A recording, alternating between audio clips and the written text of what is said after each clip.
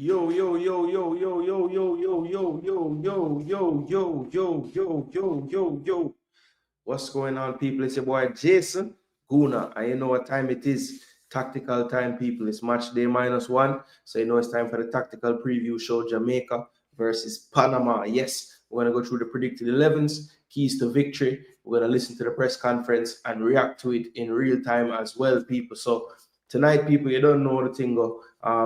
I have to apologize first and foremost, people. I owe you guys some shows. I was supposed to bring the post match for the Guadalupe game, but you don't know people, family forward first every single time. So if you don't see Jason Guna drop any content, you just know family duty calls first. You see it, so people can understand that. Now tonight, people, you might notice no Adidas thing, all sport the thing gone. I figure we need to switch it up a little bit because what we are doing now really work the perfect way, the right way. So I purposely put down the Adidas jersey them and draft for the old sport because we just need a different energy, a different vibes for this game tomorrow, people. Because when we used to rock the old sport, you know, I feel like we used to deal with Panama a different type of way. But you know, of late, we have that 1-0, but we can rely upon the 1-0, you know, the 1-0 Dexter, big goal. Hopefully Dexter does watch the goal in our mind, or I love one of them there again. But people, you don't know, you see it scrolling on the screen. It's a YouTube program, people. So the best way to support, just like the video. Tap the like button, find it. Whatever device you're watching it on, TV, phone, tablet, laptop, whatever, please like the video. Share the content as well, people. Let people know that we're live. You don't know Jason Goon is a channel that you might see me in the day, you might see me in the morning, you might see me in the evening. But anytime we go live, people, let's help you out, get the word out there. People, if you're already a subscriber to the channel, turn on the notification bell. So every time we go live, every time we drop a video, you all will see it and forward to the content. All right, people. So you know my format, you know my thing. We study, we watch the games, we'll come and tell you guys what we see in the games, right? We do have, as I said, the press conference to listen to. It's not too long, it's about 15 minutes. So we're going to listen to that real quick. I'm sure while I'm listening to it, we're going to want to hear some of the things that have been said and discuss them as a, you know, as a group, as a footballing family. All right. Sheridan, big up yourself. I know your mornings are a different thing. So drop the like on the video. Don't know in the morning. You can turn it on and listen back everything we miss. All right, boss. Big up yourself every time. Jaguars in the building, same day. I wait. All right. You don't know the thing, set Jaguars. Big up yourself. Jay Chalom, long time we are waiting, you know. One tactical boss, Sir Guna, bless up. Jay, big up yourself, you know. Respect, respect, respect, respect. Drew Russ, aka Drew Fortis, in the building. Like, share, and subscribe. You don't know the thing, go. Always at the message. Yo, yo, yo, yo, yo, yo. Yo, Duke. Inter Miami sell it, eh? Inter Miami sell the thing, but this whole time I watch the Inter Miami game. Something just tell me, yo, see what going on in the Al Ali game. Yo, for all people. I have to draw for the next screen. As a matter of fact, may have the stream set for like 10 o'clock. May have the stream set for 10 o'clock, you know. And to all the two games them are going, I said, John Star, you know, some more watch them game too. Yeah, man, Rob, I skip it, bro. Skip it, bro. But to be honest, it wasn't a skip. I really did upset about it, but you don't know the girls them forward back into town, you know, so some things did come up with me that I have to deal with, and yo, man, is not a robot. I had to get some sleep. So last night, knockout. Day before, family. So you don't know. We're there now. We're going to preview, watch along tomorrow, post match day after. So I get back in our groove, people. Man's in the stands, I watch. Yeah, so we're going to talk about the presser. I have the video. So I'm going to put it up for you guys, and we can react to it in real time. All right, I think some of you might have seen this already, heard some of the clips. I'm gonna play it in its entirety, and we can see how this goes. All right, so that should be good. Okay. All right, let's see how this works. Welcome to the Matchday -1 press conference. Thumbs for up the if match it between sounds Panama good. and Thumbs up Jamaica if in it the sounds good. 2025 CONCACAF Gold Cup. Up, Allow me to Stefan. introduce at the head table head coach of Jamaica, Steve McClaren, and player McClaren. I remind you that for questions, you can raise your hand and introduce yourself with your name and media organization that you represent. The media that are present virtually can request their space by touching the raise your hand button. So we can open the floor for questions now. Good afternoon, Juancho Villaverde, ESPN. One for the coach and one for Michael. Coach, you came for this Gold Cup as your debut in this tournament with the Jamaican nationals team. What do you think about the level of CONCACAF? Right now, you face Guatemala and you face, after that, Guadeloupe. And those teams, they weren't supposed to fight for the group, and they have shown us, different kind of perspective in that way. And Michael, what it means to you being in this stage right now after all you have passed? Go on. Last question first. For me, obviously, it's a bit of a surprise to obviously be back so early, but something that I worked hard for and the graft that I put in to be here. So I'm happy for the experience. I'm happy to be here again, and hopefully I can keep going out and showing what I can do and show everybody that I'm not just back. I'm back and I'm playing well. Thank you. Yeah, I think I said it after the game, the last press conference. We talked about the level, not just CONCACAF, but also Caribbean as well. There's no easy games now in football. The level, I think, of player, technically, tactically, is a lot better. And I'm very, very surprised. Very surprised. So that obviously is the level of coaching. And, I know Thomas also from Panama. I know the level that he coaches at. So he's worked Panama 5 years. And you can see why they've made progress. So I think, it's like everything. You improve the coaching, you get better coaches, you get better players. And I think that's what the region has done. In Europe, we did exactly the same. No easy games in Europe now, because the level of player, the experience, the leagues that they can play in, the competition, but definitely the coaching has improved the player. And every team now around the world, I think I worked with FIFA 3-4 years ago on a analysis of every country in the world, how they develop their players. Fascinating project. And from that has come extra funding from FIFA, extra coaches going into countries. And what FIFA wanted to do was the level was there and the bottom was there. They want not to increase that, but to bring the bottom up, and especially the top 50 with top 100. And I think you're seeing that now. Everybody's very, very competitive in football around the world.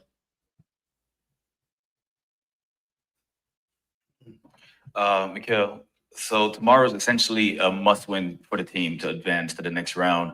What is the message you, as one of the senior guys, one of the veterans, is pushing for the team tomorrow to achieve that goal? The message is obviously the work, the graft, the shape, because obviously in the last couple of games, we kind of lost our shape and lost our way during the game. Obviously, the qualities that we have and everything that we've done over the past years in the Gold Cup, getting to the semi-finals, getting to the finals, it'll be disappointing for us to not get there and disappoint our fans and disappoint our country. So when we're going out tomorrow, it's not just for us, it's not just for ourselves, it's for our country, and to make sure things are done right and we work from our shape and do the right things, because obviously Panama is a good team, but so are we. Yeah. And Coach, in a sense, as I mentioned, tomorrow is a must-win in this to advance. Is there anything you're doing with the lineup? Is this the lineup that you think that would be the A lineup going forward, or You still working on that? Is this something that you feel like you're just gonna go at your best tomorrow and hope for the best? No, I think, we assessed after the Nations League. We assessed after St. Vincent, and we've been a month now in camp. A week in the UK with 2 games.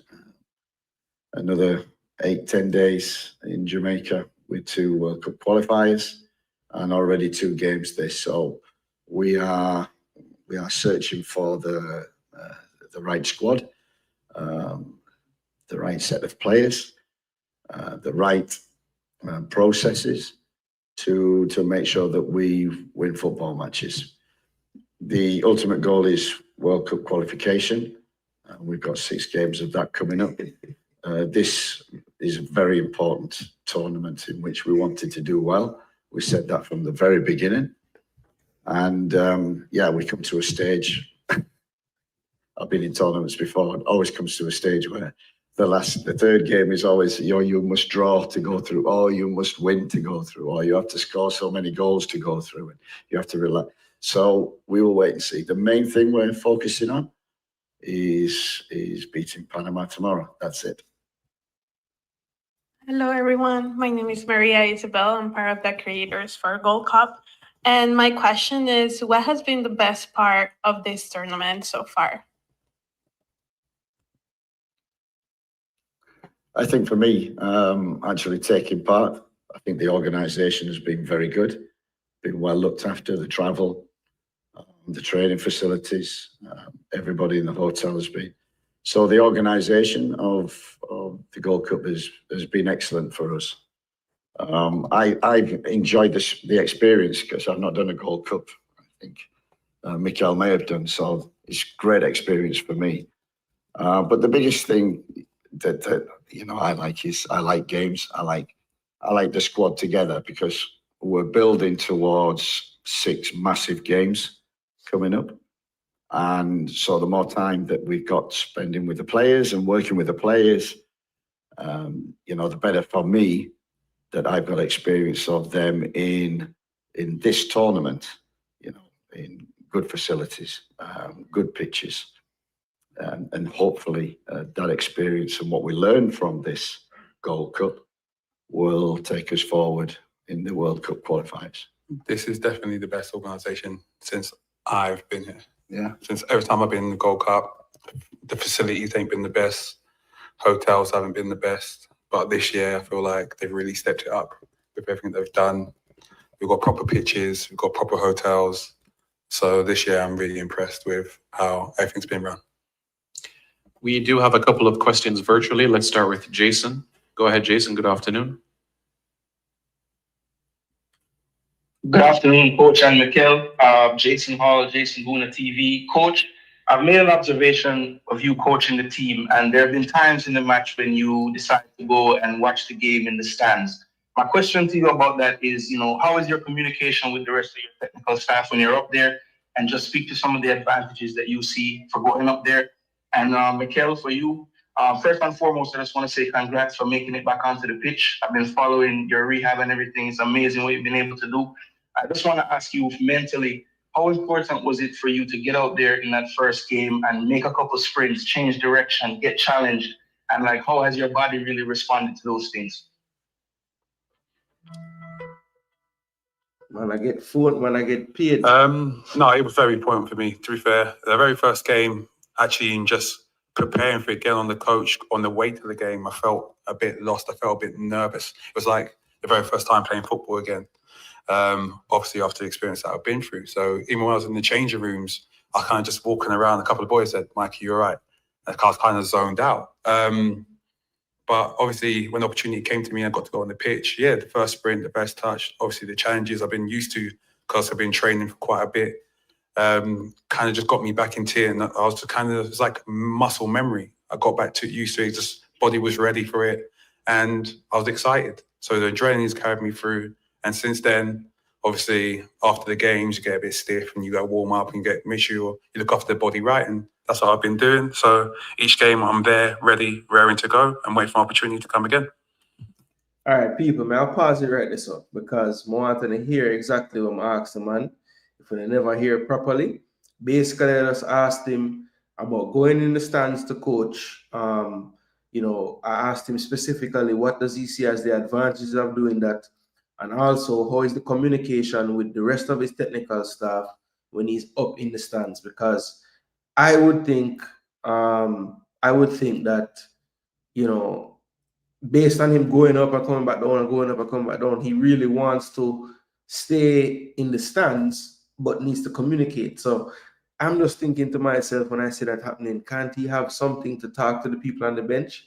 But anyway, I don't want to give away anything on the answer. Big up to all the people that were tuning in. We're up to about 70 of you guys in the show. Please make sure and smash the like button. We're going to clip this. This is the answer to my question about him going in the stands. Advantages, disadvantages. Listen keenly, people. The first question, Jason, obviously, it's a very good one. You always have to assess when playing an opponent. You do a lot of preparation, a lot of work. The first 20 minutes of any game are the most important in both halves. So it's important that we know what's going on with the opponent and if there's any problems or anything that we need to adjust or move. And sometimes,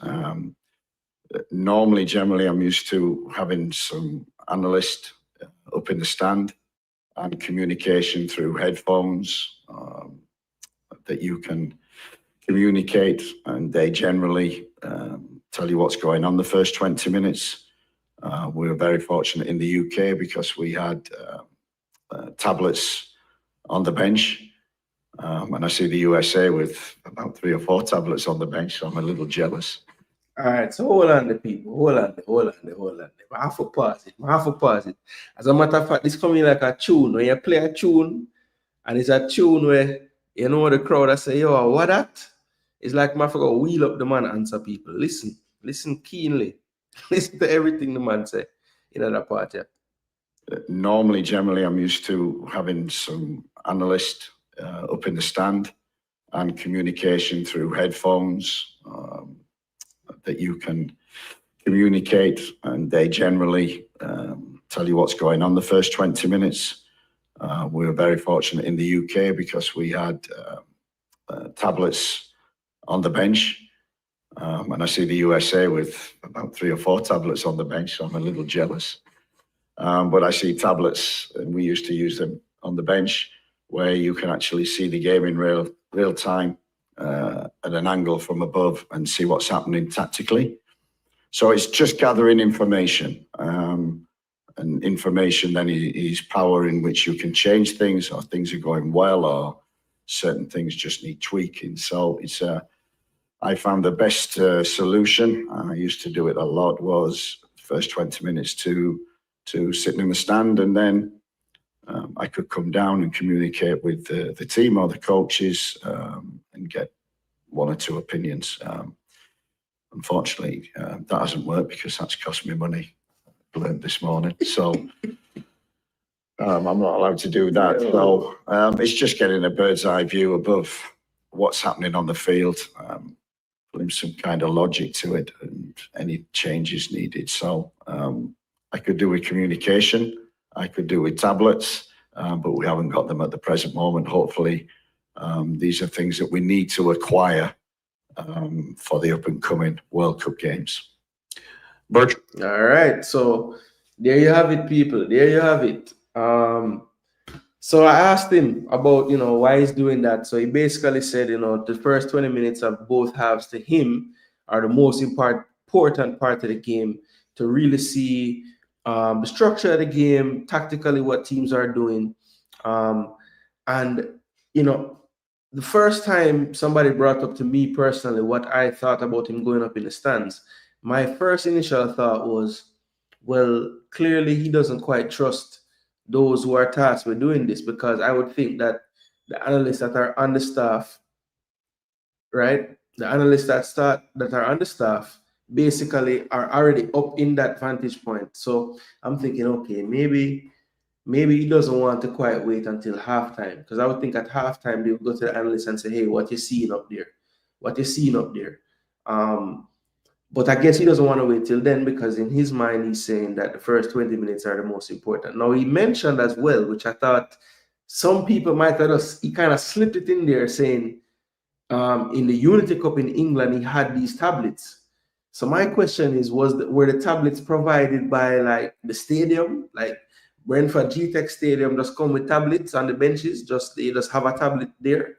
How would they have a tablet at the Unity Cup but not at the Gold Cup? So that was something that was, a bit, I don't know, that had me thinking. And then, of course, when he mentioned that, he won't be able to do it anymore at the Gold Cup because he has been fined for going up in the stands. So I guess, there's a rule at the Gold Cup against the coach going up there or whatever at any point. So he said going up and coming back down, he has been fined for that. So, I wish I could have asked him more questions, but I would have asked him, so now that you won't be able to do that, how do you plan on, coming up with the solutions that you get from going up there if you can't do it anywhere? So, yeah, I just thought the answer was a bit bizarre. Not bizarre, I shouldn't say that. The answer was very honest. That's the first thing I'll say. And I thought that it was one of the first times we have actually heard him almost putting an ultimatum to the federation, like, there are certain things that I think will really need for me to do my job, and we need to acquire these things. He said, even his tone changed when he got to that part. We need to acquire these things.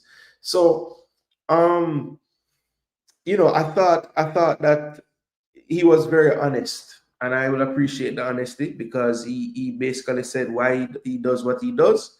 It is a bit of an indictment, I must say, on the people who are tasked with analyzing for the football team, because from what I can see, I have seen that they have an analyst. I think they have a few on this trip as well.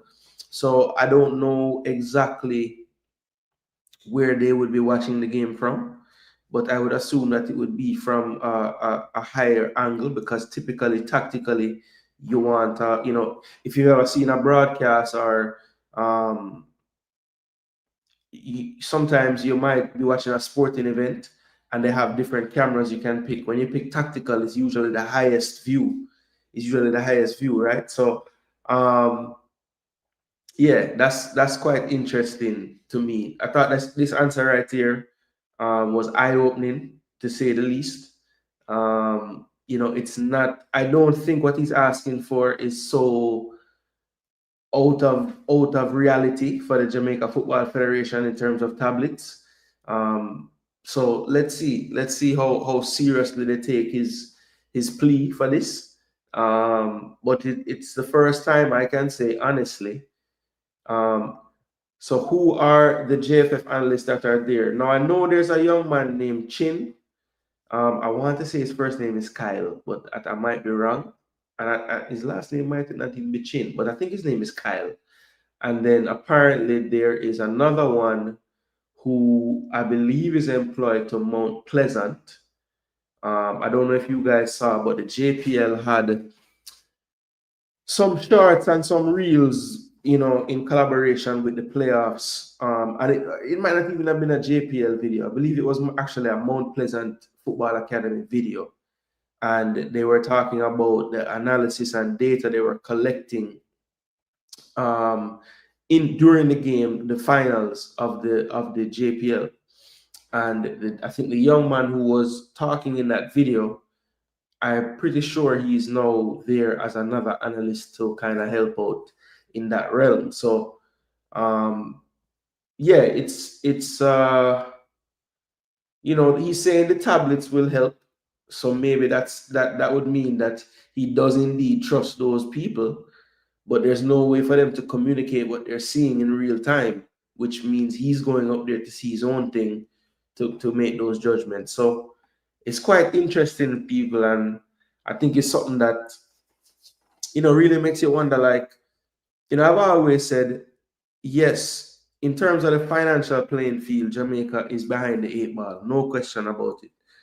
But I honestly feel like something as simple as tablets, like, that's not something to me that is going to set the federation back. You know, I mean, I know that the operations are what they are, and the money is what it is, and the budget is what it is. But surely, with the sponsorships, didn't they just have a sponsorship with like a computer company or a telecom, like some kind of company that deals with computers and tablets and all these things? So I don't know, man. It just seems like my hope is that McClaren has asked for these things behind the scenes, and the JFF don't hear this and say, "Oh, I didn't know you needed tablets," you know, because who knows? Maybe that's the case. But I'm just glad that the question I asked would have elicited this type of answer, so we could have hear like, "Oh man, them need tablet and thing." Yeah, tablet cheap, brother, cheap. Come on, JFF. Steve can't do his homework. Get him his tablet and his walkie-talkies. Kyle not there. Okay, he's employed to Charlton. Same thing. Same thing.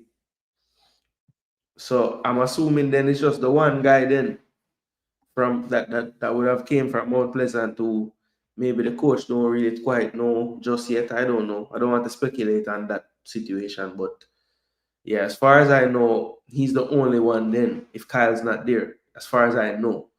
Big up, I doubt we have any analysis, probably Mannings.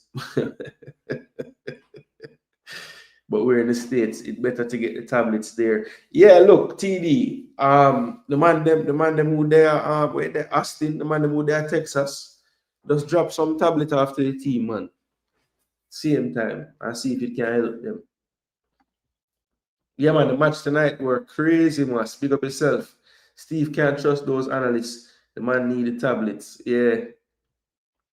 But the thing is, I guess I'm going to send down the info to Meran and Trevor and Dan and the rest of them. JFF staff give the tablets to them kids. Jeez and peas. The one them from Unity Cup. I want them GTech Stadium forward with tablets on the bench for you or something like that. Jamaica versus Panama, Canada, El Salvador tomorrow night. That is it, must. I think the coach heard all of us saying he's a figurehead puppet. His hands are tied. He gets spicy, dirty laundry in public now. Yeah, I mean, this was crazy. This was crazy to me, bro. Like that answer I had one, I couldn't believe it. Couldn't believe it. Sis, trust me, couldn't believe it. BBK Sports in the building, people. Make sure when I go over BBK Sports, man, have the topics, them transfers, everything transfer news. Man, have the summers on lock with the transfers. We're gonna link up this week, I'm sure.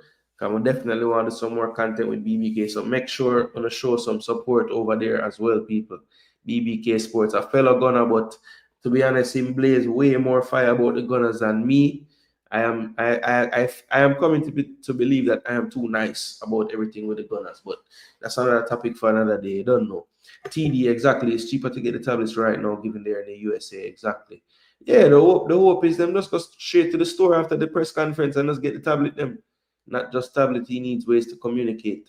Yeah, so tablet, you get the earpiece with the, it's not that hard. It's not like you're running a security company. You just need to talk to somebody from inside the stadium, decent enough earpiece sound, and it's not that hard. You made him honest for once. One question, open a can of worms. Yeah, I mean, I wish I could be a fly on the wall when the first time him talked to the brass at JFF after this, like I don't know how them going to take some of these answers, and big up to Cranky as well. Cranky had said that he was not going to go to the press conference. I think the subscribers and the chat and everything kind of tell him, well, yeah, the brother, you have to go back. And I think Cranky today took my advice because even though it was a fire blazing question, I thought the way he delivered it didn't, I mean, he did have a little remark about, how his tactics and decisions have been questioned or questionable, I think is what he said. And we're going to listen to it in a second, but I just thought that my question and then with Cranky right after it was really good. And I think anybody that listens to this, as Stefan Wright said earlier, he said, just skip the rest of the questions and go to you and Cranky one. I think what the YouTubers do in terms of the questions, right, is we really have an idea of the pulse of what the let's just call the fanatics of it really are in tune with. And so, when you're there as a press officer, traditional media in the building, you don't really know what's really what's the conversation that's really going on around the team. And I think, myself and Cranky, even though we ask totally different questions, you'll hear how much honesty had to come out. And I think, it's to me, there were two of the best questions and answers in terms of in tandem back to back, where we could really pick apart the answers and like really have a conversation about what he was saying. And I think they were really and truly honest answers, and you guys can be the judge, but I thought this answer was honest, and I don't want to downplay Antonio's question either.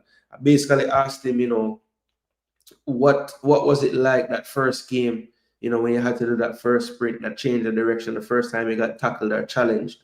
And he was honest about that as well, saying, listen, I don't know, I was kind of nervous, going to the game on the bus. I was kind of zoned out, and players asking me if I'm all right. And, I really wasn't all right. I was kind of nervous and just wanting to get a chance. And I guess that explains why that burst of energy we saw when he came on. It was like that built up energy from, the accident to the rehab to the recovery to the training to the, I'm sure, the mornings where he was sore after training, all of that built up, and he just let that out on the pitch.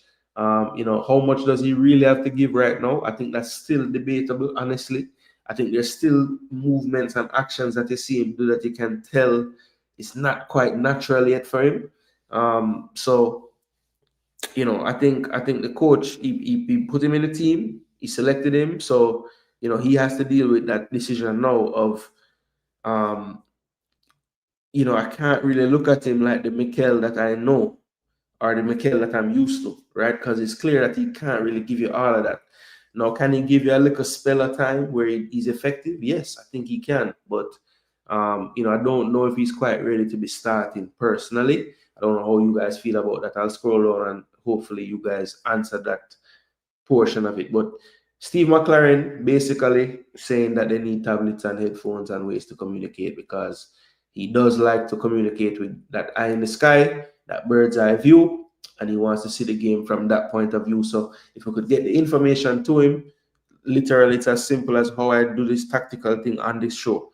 You have your tactical pad with the names, and you go ahead and take snapshots of positioning, defensive third. When you have the ball building out, what's their shape, and you send those pictures and frames to him. It doesn't matter if you trust me or you don't trust me. I'm not blind. I can show you what the formation was when the ball was in this phase of play, that phase of play. When they had a corner where they set their players. That's not hard to do. I can look at the game and look at it and see that anybody could do that. So hopefully it's not a case where he doesn't trust someone, because at the end of the day, you have to just direct me to give you what you want. If you're the head coach and I'm your analyst, you tell me, Jason, these are the phases of play I care about. I want you to take snapshots of it, so I can know what their formation is, where they're trying to overload us. Whatever directive you want to give me as the analyst, I can take that information in and I can send you those pictures, right? So I don't really think it's so much about him not trusting them. He should know what he wants of them. And once they're well versed tactically and he give them some instruction of what to send him, they should be able to do it. If you don't trust your coaching staff as a coach, you put yourself in danger. Facts. And that's what happens when you're not allowed to put the people who you want around you. Tablets and headphones to communicate is basic for JFF. It's not hard or expensive for them. Facts. As Grimmy said, JFF is just unprofessional and dunce, hurting our football. Yeah, he didn't quite use those words, but basically he could have. They can get Apple tablets in bulk for business purposes for bulk price from Apple. Same thing. Know yourself all. I make them know. You don't have to settle for the little thing either. You can get some proper thing. What the coach mean by 15 to 6? Truth or truth. I'll get there now. McClaren in the chat. Where is it? Travis, I like this, see? This for stay behind the scenes. So it goes sometime. Rather than not coming back then, the money too much for the plane ticket. Jeez. Up. Bianca Neri, boss. Juve had to do them thing like they want to win the Club World Cup, boss. Wait till the book a real team. I say, send up Mannings up there. John Star. Mannings too busy, brother. Mannings have to deal with the player, them, you know. Conrad Smith. Panama smells blood, and they're gonna pounce on it. Money Pro. Cha-cha. I don't even know if I said to that. McClaren certainly let a couple push out the bag in that presser. Yeah, man, him talk some things, man. Let Manning stream from the stands and coach can like and subscribe. Kids. That's what JFF is pushing at him. Remember, Paula? Yo, it's the same old story. It's not just tablet, it's communication. Tablets need to be connected. They're going to need a different view from above from what the TV is feeding. So it's not as simple as buying a tablet. Yeah, a tablet and a communication device. Yeah, Wi-Fi in the thing, you take picture, you send it down to the other tablet. I mean, it's not, you know, like I said, it doesn't have to be some kind of James Bond type of technology, bro. It's not like you're hiding it from anybody. You just need somebody up there to send you the pictures. Unless the cost of the software to analyze the gameplay is the issue of buying the licenses. I mean, that's true because I don't have the tactical pad with the licensing, and it's still effective in terms of just showing you what tactics I would like to see or what I think I saw. So I mean, even if they want to get it and don't get the official version or whatever the case is, it don't matter. You can still save it as a file, copy it or share it to that other tablet. I mean, there's ways you can figure it out, man. Once you have a boss, you are a puppet. They're a football federation. They should have personnel in place who has knowledge of this kind of stuff to set it up. No excuses. What coach understand now is that Jamaicans knows the football and we are involved and informed in every step. We live for this, Steve. In better know now. They can't buy tablets and communication device, but a big entourage of useless JFF folks with the Unity Cup and at the Gold Cup. Yeah, well, I don't know how big the entourage is. I did notice that there were a few more Unity than normal. But I don't know. I haven't really been studying like how the delegation look at the Gold Cup, to be honest. So, but Nitro sound like he must study it. Since Chung gone, we can't talk to the gents. I wonder if the acting gensec would ever forward on a program, Duke. I don't think so, you know. 500 to 1,000 can get them some decent communication headset. He can go Walmart, Best Buy, Sam's Club. Come on, JFF. Swamptivity in this swamp. Oh, go on. Make sure you watch out for the gate of them. He shouldn't have went because it's just typical nonsense. YouTubers hate football, just want to attack people. Oh gosh. Well, it's a Cranky shouldn't have went. Yeah, I'm proud of Cranky, man, because I know knowing him could have framed it in a way where the man look like him want to thump down somebody. But he didn't go all the way as in like beating the coach.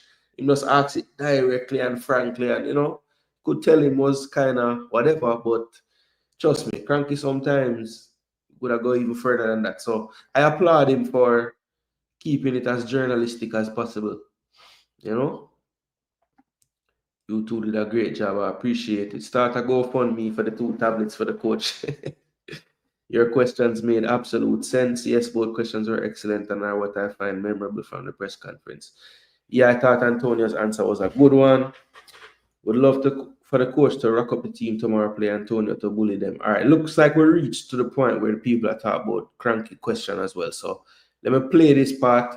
I want to get through this and leave enough time for the tactical preview and breakdown. All right, so let me play this for you. Spence, go ahead.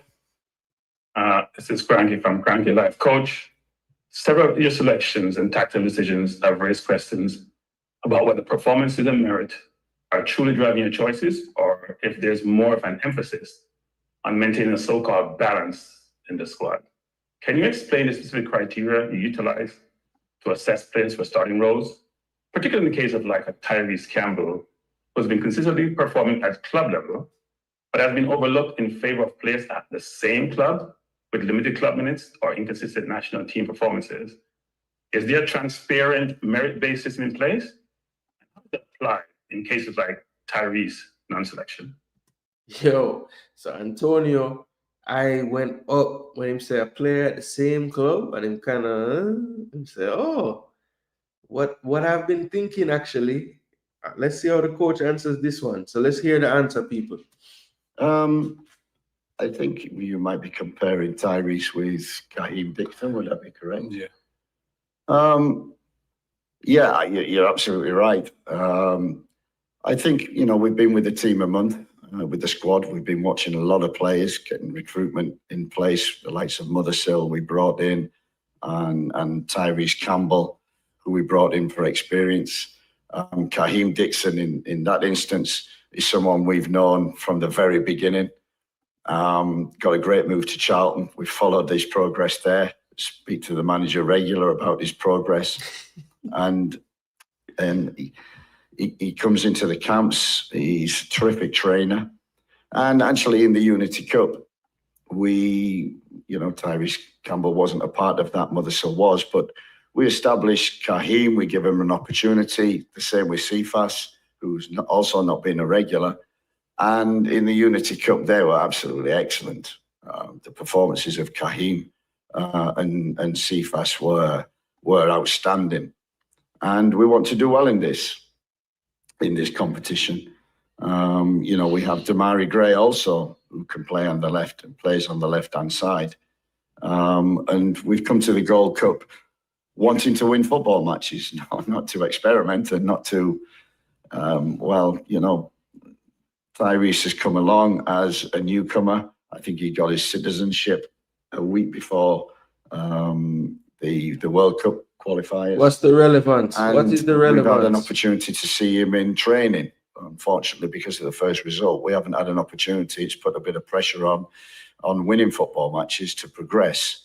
But what we're seeing in training is really delighting us with all the young players. Mikel will testify to that. The young players that we brought in are really giving the senior players and the regular players real competition for places. And you're absolutely right. And it's a great question. What we will do after this Gold Cup is we'll sit down and study and go, okay, what are the 15 or 16 players who are going to take us forward to the World Cup qualifiers? And what about the 6 or 7 who need to make up the squad? That will give that great balance to the squad that we haven't got too much. So players are really disappointed in not being on the bench. And with young players coming in, the enthusiasm, Kaheem Dixon, Tyrese Campbell, Warner Brown, Roman Burrell, they did really well in the Unity Cup. They're doing really well in training. And for the 3 camps that we've had, Unity Cup, World Cup qualifiers and the Gold Cup, we've had players coming and going, and we've changed every time. This is an important tournament. We want to win tomorrow. So I must put a team out there that I think will win the game. We'd like to thank Coach McClaren. So people, I'm no body language expert, see? But I'm telling you, the amount of times Mikel Antonio looked and was like, what is this guy talking about? It was incredible. Throughout the whole answer, the way how Cranky framed that question, I see Rob Smith in the comments saying it's like divisive and all of this, but I mean, the question must be asked, Rob, because I just don't understand how, honestly, and I know that people will point to, Tyrese being a member of the team from before and all these things, but I would think that the level that he's playing at and being tested at week in, week out, the fact that he pretty much played out the entire season almost as a starter for the same team, that Kaheem definitely would have had a chance to play that same position, just the same chance as anybody else. but he was deemed to need a little bit more time to get there. Another thing that struck me about the answer was when he mentioned, having a core together, and the rest of the players in that 23, 24, however many we get to pick. He wanted to be balanced with kind of younger players and players who won't necessarily demand a game. So I'm thinking to myself, you don't want to include players who might deem themselves worthy of a start, or too many of those players, in order to keep the camaraderie around the team right. You have to be able to deal with all those people in your team. It's your national team. It's the best players. So a lot of these players are coming from situations you would hope where they are one of the best players in their team, or at least starters in their team. But every national team deals with this. If it's a good national team, you want to pick players who want to play every game. So, and the way he rationalized not playing Tyrese was he doesn't want to experiment too much. He doesn't want to, they're tasked with winning games, and the first result against Guatemala has put us behind the 8 ball. We have to win games. So in his mind, he's he's telling us that he doesn't think that Tyrese Campbell is a part of his thinking right now in a team that's trying to win the game. So Tyrese Campbell is there for experience, to train, to help the more senior players in training with that energy level that you would bring to a training as a younger player. But it just doesn't make sense, because it just doesn't make sense. It doesn't make sense, and that's why Cranky's question is very a very good one, because he's basically asking, like, what is the criteria really and truly? And I see some people saying, they wish that he would have just said, I just like Dixon more, but I think he didn't say that, because that's not the truth. I don't think he really and honestly believes that. What he said about picking that core and then having that 6 to 7, it sounds eerily similar to something we heard before from a previous coach, where we had the 16 plus 7 equation. So eventually these coaches seem, once they're in the setup of Jamaica's system, eventually you will hear a soundbite that sounds like a previous coach. So I just can't imagine that all these coaches have the exact same idea for what is the best scenario when they're setting up this team. So, I would think it's something that over time they're being, force fed. This is the way, this is the way, this is the way, right? And yeah, Antonio's face, man, it's like, even towards the end when he's doing this body language here and stretching, it's like, yo, please just end the answer. So just let's move on from this. I don't know, when the coach was struggling to remember Dixon's name, Antonio said, yeah, Dixon, man, look. Yeah, because he's like, once Cranky said at the same club, then you know who he must have been talking about. So it's not like he was trying to hide it, but he chose to say the same club. Coach No Cranky aesthetic, bracing for it. Yeah, I thought that maybe my audio is just low, because every time I'm asking him a question, he's like straining and thing. But then when I hear the players answer my question and I see the players' facial expression, it's not, they can hear me. So I guess he's just struggling to hear sometimes, Antonio said, I've been saying that for months now. Yeah, the way his eyes went up when Cranky said, what the player that don't get any minutes, and he's like, oh, just got spicy in this one. And the way how Mikel Antonio is in a people, I wouldn't be surprised if sometime down the road, if this comes up in some podcast where I'm doing. You say, yo, man, this press conference I had at the Gold Cup. Yo, they have these virtual questions, bro.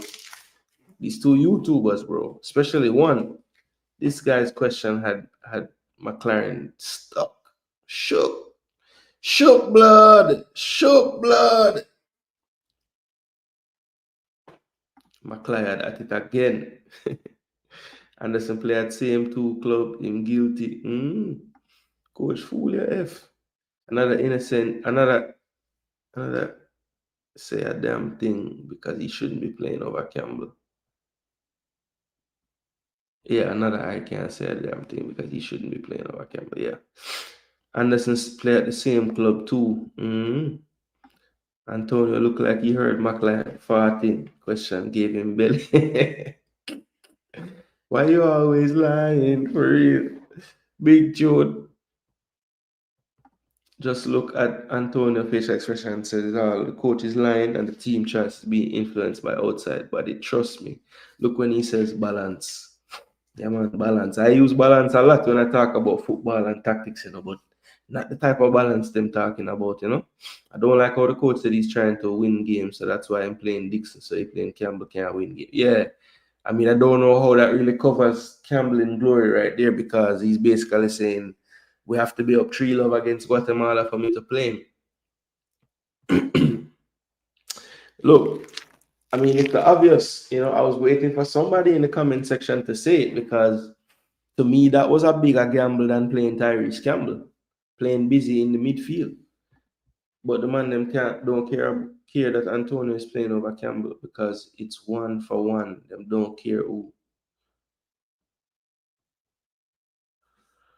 Yeah, I don't know if I think Antonio played what, striker twice? Has he played anywhere else? Has he played on the wing? I don't really think Campbell would be up for a striker's position. Dixon, Cephas, Gray, Bailey, those would be the areas where Campbell would play. And those are the 4 players that have played wide so far. So, coach even bench a new in Burrell after scoring his debut. Yeah. You can't tell players are questioning it in camp by Campbell not getting playing time. They just might be, you can't tell exactly. If that's the case, use the same Unity Cup squad, says Apache. That bull what you busy though. This coach is trash. Balance to the squad. Wow, balance, yeah. Yeah, man, the baller can't believe what go on, brother, and what is being said, Simon Preston saved him. Yeah, because I'm sure I bet you there was probably some more hands raised in the virtual, but yeah. I call Jason the measured and composed boss, always put together in his questions. Yeah. I mean, to be honest, bro, you can blaze a fire into the questions, but the way I see it, may have a few hours on a live stream for blaze all the fire I want to blaze. If I go into the press conference, I blaze fire, the man not gonna answer the question anyway. If you blaze too much fire, you have to ask a question and even all right, I tell you the God truth. You see, when I was going to ask the question about the stands, I was going to even put a joke in there. I was going to say, what's the advantages to going up in the stands besides, getting a workout every game, and kind of, lighten the question a little bit. But I'm leave out that part because they want him serious. They want him to take the question serious and him give me a serious answer. So sometimes you have to know if you get the best out of what you ask, And that's why I say Cranky could have asked it in a way where maybe him did get offended or something, but him said just enough, things that just kind of make him have to look in himself and answer it, Some people still say them not pleased with the answer and what him say, but I feel like he might be honest and say 15, 16 to him thing. And the rest of it is, he never said those words that somebody else picked the rest of them. But I mean, I don't know why I'm just stuck on this 15, 16. But when you look on the squad, them, you can kind of see that, You can kind of see that, and I've been saying it. And I even said it when I pick the 60 man. I say you can see, to a point, the coach I pick, and then them just a throw a name. And it's almost the same thing with the actual main team. I just don't know why we're doing those things. But he gave a hint as to why. He said that him think that him can't justify calling up players where him not going to play. But I'm like, bro, you might need them. You never know. People get injured. People get yellow card. People get red card. So it's divisive because they only compare players born in UK versus players born in Jamaica. Nobody ever asked why Antonio playing over Burrell. Fair enough. Fair enough. So you're thinking the volume of the noise Campbell is more about the fact that Busy and Kaim Dixon playing. Fair enough. The young only goes for the JPL players based on what I have seen. Defense of the coach, it might be a process of elimination to add to the core. When drop some players, no complain about JPL players didn't get a fair look in. Okay, so Tuffy Rude is saying give the coach some time to make his assessment on some of the players that were complaining getting game time. Every YouTube channel in CONCACAF saying Jamaica should fire Steve McClaren, even goal everything, Goal TV, FS1, ESPN2, everything. Yeah, but see, I brother today say if we get grouped, I know that's what them call it in America, you know, getting grouped. We don't get out of the group stage. Them say if we get grouped, have to fire McClaren, have to. But then I brother say, well, if you fire him, then you know it's just who you get by September. I should have called into that program or put a comment and say, well, next in line, Mr. Gordon.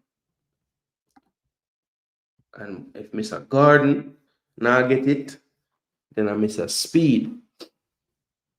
But yet he started busy in midfield. It don't make sense. Can I expect 15 players to play back-to-back games in a tournament? I'm going to bust a drop off. Brother, truth or truth, I said this, I keep saying it. I would say, because remember, you know, people, 23-man squad, you know, 3 of them are keeper. So you're down to 20. So in that 15-player, in that 15-player core, more than likely, you might talk about 2 keeper, you know.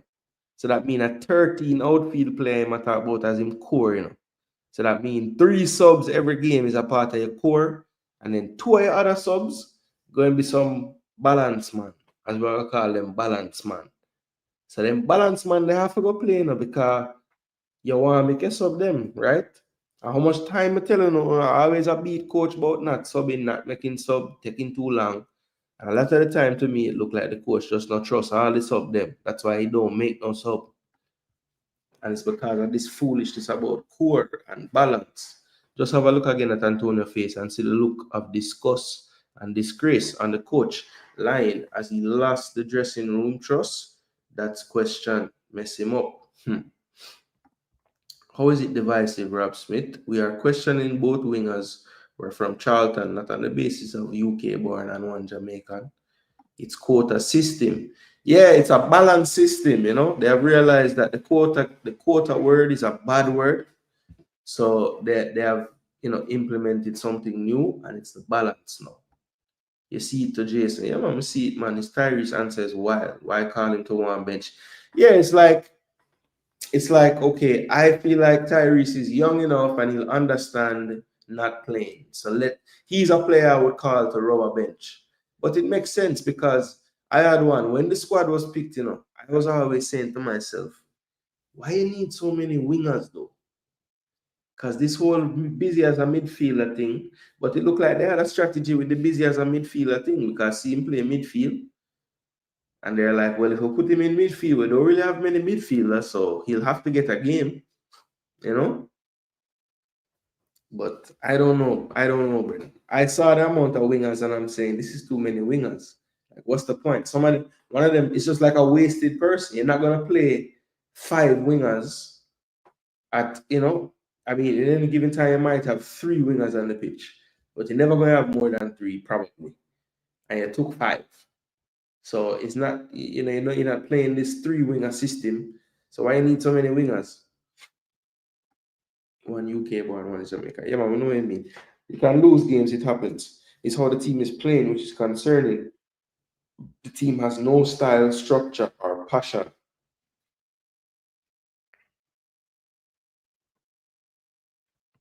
McClaren has lost the dressing room. If players are not selected on merit, this team is in big trouble. Coach said the quiet part out loud. Speed probably vexed with him as we speak.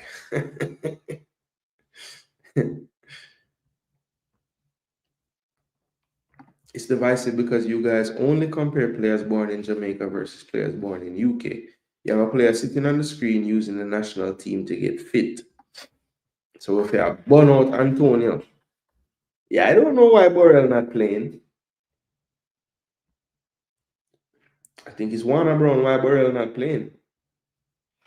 But remember, Anderson at the same club, even though Dixon at the club too. But him well I know say Dixon him attack.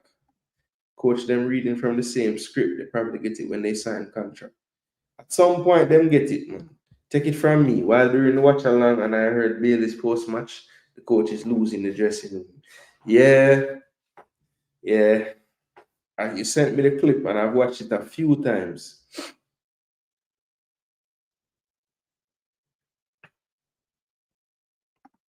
Bar a cranky British accent since him now use it for that. So many strikers out there that we could pick.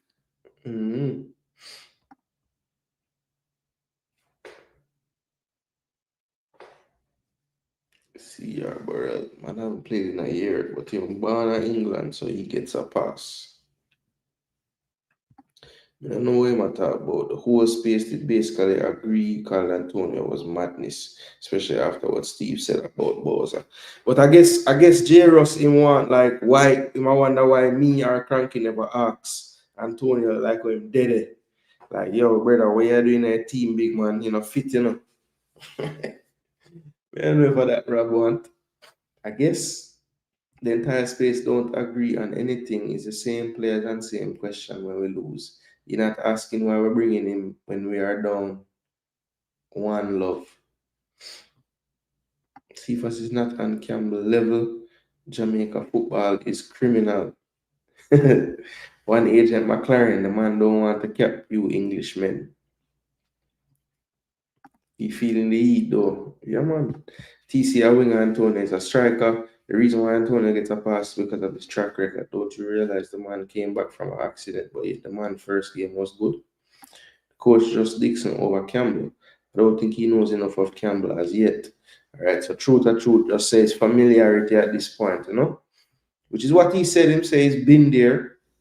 He's been there working with him. He's a great trainer, so I say all the right things as to why I'm playing, but him also say Cranky's right. So I don't know which one it is. As a matter of fact, people did ask why not Burrell. Stop cover your eyes to create narratives.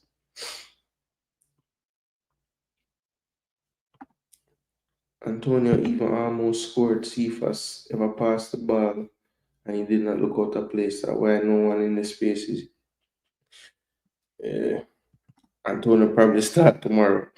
Yeah, I wouldn't personally start him. I think you still bring him off the bench still. But, I mean, if him start. I would start Burrell tomorrow. Track record, 5 goals in 21 games. His first game was not good. He couldn't turn, control, and ran over defenders. You guys said he's great. I understand Rob Smith take on Antonio, but Cranky was focusing on level of play at club level and the positions TC played. I would have selected Boza over Antonio. Track record, of course, and for West Ham. His response for Kahim makes some sense, but how does he apply the same logic for the busy selection? Balance man, them is it. All I need to have a player to assess him. I don't think Antonio should be getting game over Burrell. I mean, not based on the fitness level I saw out of Burrell. I mean, when you talk about quality, I'm still not convinced as far as Burrell, like just overall technical quality and stuff, but the moving and intelligence of movement is there. So that's what I like. And I feel like some of the patterns and some of the ways we attacked in that Unity Cup were down to how he ran the channels, the timing of his runs, when to not go in the channel, when to drop and show.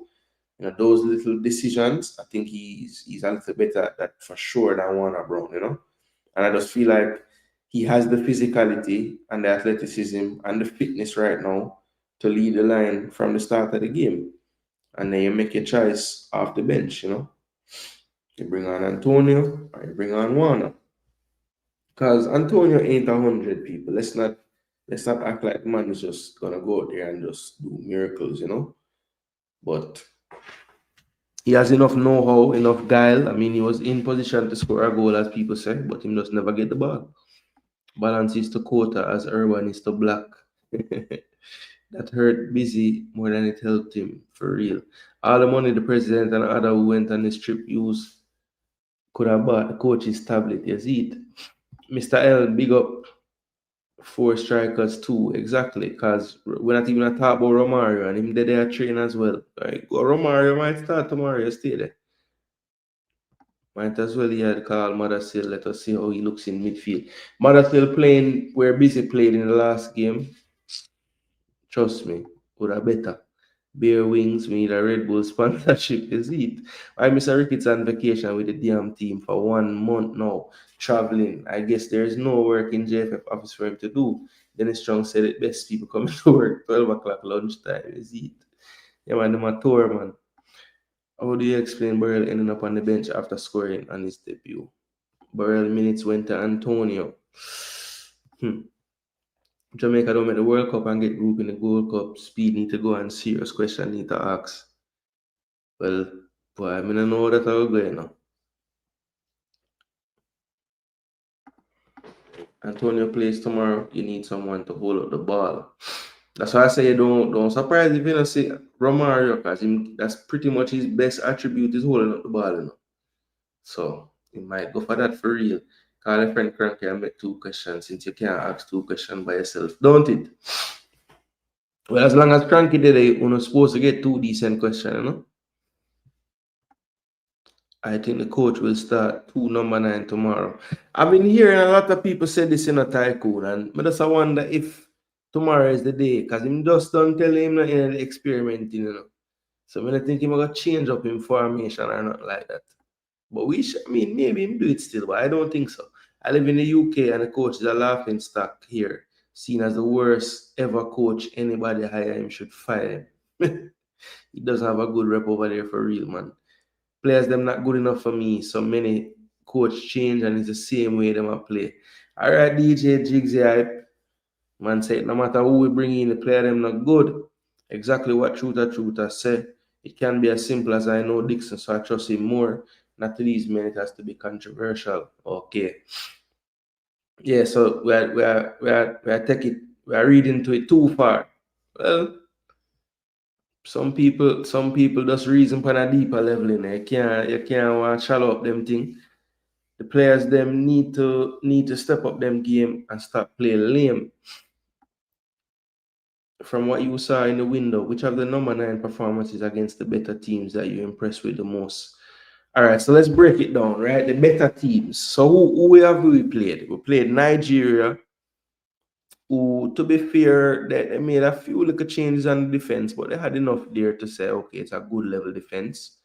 Thought in that game, Burrell never scored, but I thought he was. I mean, it was rough. It was a rough game for all the strikers against Nigeria, to be fair. Burrell was really good in the Trinidad game. Not just because of the goal. Like I thought his movement was excellent. And after the chances that even we didn't finish, he was involved, whether it was a 1-2, him running in the channel, cutting it back inside. So yeah, he was very active in that game. And then once we got to the World Cup qualifiers, he was pretty much on the bench, So I think he had a cameo in the Guatemala game. Really and truly had a chance to score in that Guatemala game and didn't really strike it well at all. And it was easily saved. But he hasn't gotten another chance to start since the Unity Cup, which to me was a bit of a surprise, especially going into that Guadeloupe game when he came to the press conference. I thought maybe he would get his chance. So I don't know.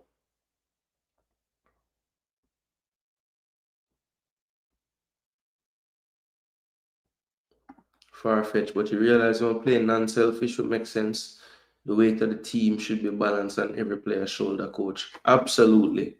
I think when the less selfish play, the better off we are, because I mean, if you let the ball do the work, we are fast, but the game slows down the more touches you take. So we have to find, I hate to use this word now because they want to take the balance word from me, but you have to find that balance. Sometimes you're gonna use that speed, take people on, you know, do all of these things, and other times, you know, it's not gonna be like that. So the balance is key. All right, so I get the tactical board prepared, people. We have the two team them loading into the system, and we are going to just pick two 11s. These would be my predicted 11s as well for the game tomorrow. I think what I will do is I will go to Jamaica's predicted 11 first. Then I will pick the predicted 11 for Panama. Panama in this tournament so far have really not made much adjustments to their starting lineup. As a matter of fact, their starting lineup was exactly the same in their second game as the first, except for one position, and that is the striker. So, you know, it's very, very, I'm going to be very interested to see how many changes Thomas Christiansen ends up making, because, you know, in the perfect world, they would have probably wanted to come into this game pretty much through, no chance not to be out. And, you know, they still have an outside shot of not making it through to the group. Of course, you know, a lot of things would have to take place for that to happen. But, you know, I think that's going to be one of the most interesting things about the game tomorrow is, will we see Thomas Christiansen, the Panama coach, make a lot of changes tomorrow? So,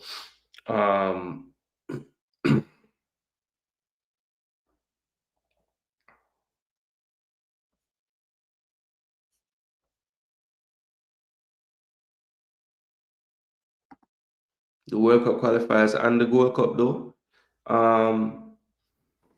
Yeah, out of all them players, the number 9 that impressed me the most is tough, because Warner Brown had one really good game where I thought he turned a corner, that Guatemala home game, but then I realized that that was just an intensity thing. That was just an intensity thing. Like, he once the game level stepped up of the other team in the Gold Cup, those turns he was making, his ability to hold the ball, draw fouls, all of that went away. So it was like a trick. I was tricked. And if that's the anomaly performance, then yes, I see that he has it in him to have a good performance, but I've yet to really see him do it against a team with the type of intensity that he's faced in the Gold Cup. So I would say Borrell. Borrell has been the most impressive over this whole stretch, you know what I mean, to me. Big up, Brent. Yeah, man, late night I put in a blaze of fire same way. But for dropping at the tactical portion of the show now, your type of thing. Yeah, the better teams. Yeah, you did say that. The better teams, then I'd have to say it was Borrell. I just wish he had more of a chance in the Gold Cup so far.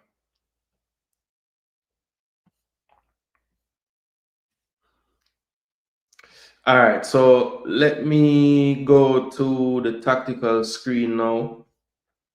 We just have a blank board for now, but we're gonna fill it in as we speak, people. We have over 100 of you in the comment section. Please be sure to smash that like button, people. We should be already flying past 100 likes. I haven't really been checking or asking, but I know that you all will do the right thing, people. 100 likes on the video is a must, people. We have over 100 in the building, so please do the right thing and like. And remember, if you're new to the channel, people, consider subscribing. We're really thankful.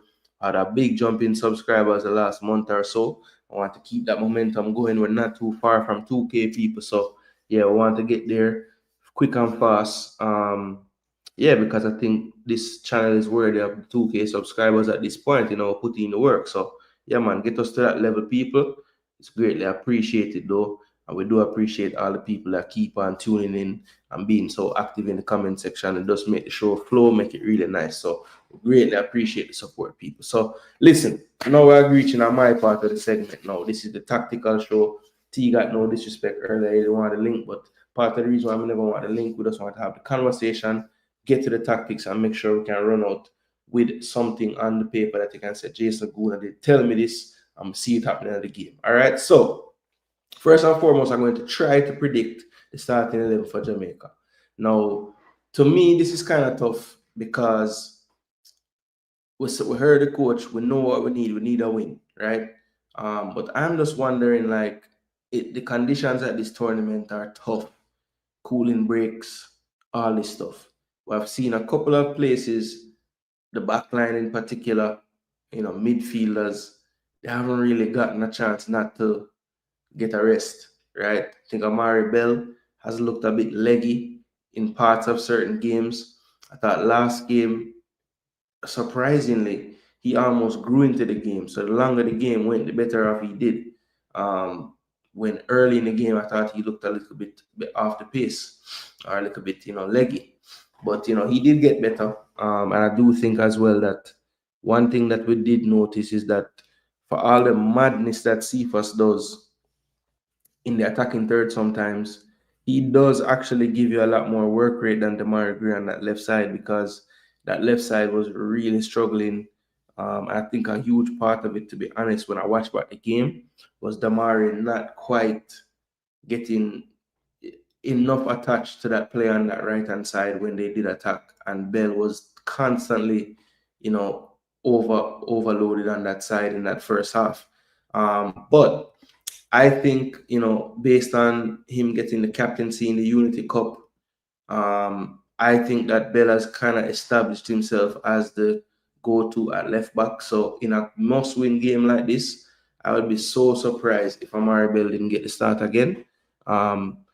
Greg Lee, look, has he gotten a minute at this Gold Cup yet? I don't think he has, which is surprising. He usually gets a chance in these competitions if it's even a one game to start to give Bell a rest. I just don't know if the Panama game must win is the game to do it. I just don't know. Let me know what you guys think, people. And again, this is my predicted 11. This is not what Jason Gooner would do if he was the coach. I'm just going by what I think the coach might do, just based on what I've seen him do in the past. Brown trick the coach too, or the coach blind to talent?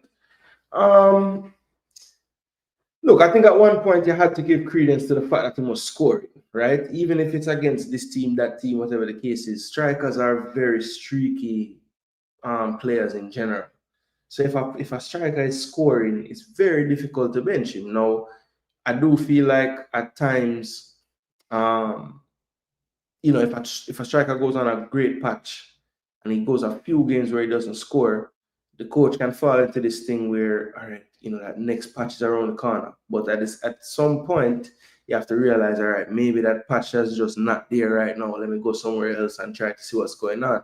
But I think with the way that Burrell looked at the Unity Cup, I don't think it's been necessary for him to persist with Warner after, even after that first Guatemala game. Just give Burrell the chance from the start. Maybe that lights another hunger under Warner that, when him get him chance off the bench, because I think it was that hunger that had him performing the way he was. Not saying he got comfortable, but yeah, I mean, you start a few times, it looks like you put on the color bib every time the man them will start have on the color bib, and you start to feel like, yeah, make it in a team now, So you have to keep them on them toes. All right, so I think Amari Bell will play there. I think Ethan Pinnock will play here as well. Again, this is my predicted, not my team. I don't believe that he wants to play anyone besides all right, so I think he's gonna go back. I wouldn't do it. I would play Latibo there with him at center back. But I think the coach is gonna go back for King in the middle. And I think at right back, I think he's gonna play Dexter again. So basically the same back four and defender, right? Now this is where I think we might see a change. I think that the coach might go for this instead, people. He's gonna play a little more of a actual pivot, right? And I actually think he's gonna leave Russell in the freer role, and he's gonna actually play Palmer deeper. And the reason why I said this, at the end of the Guatemala game, when all three of these players were on the field, he did ask Palmer to be the one to come and collect more and build the play. And I think Lati, whenever he plays this midfield role, if you guys notice, if the shape is like this for Lati, where he's kind of the single guy getting the ball from these players and trying to move the ball forward, he struggles a little bit more than when he has someone kind of there, right? And I don't think in this game the coach is going to want to be doing this too much, inverting, because when Russell goes forward, you know, push the team forward, right? And Lemby is there. I don't believe that King is the best suited to be covering all of this ground. So I think that balance in the back line is going to prevent him from wanting to invert too much in this game. So I think he's going to go for a double pivot.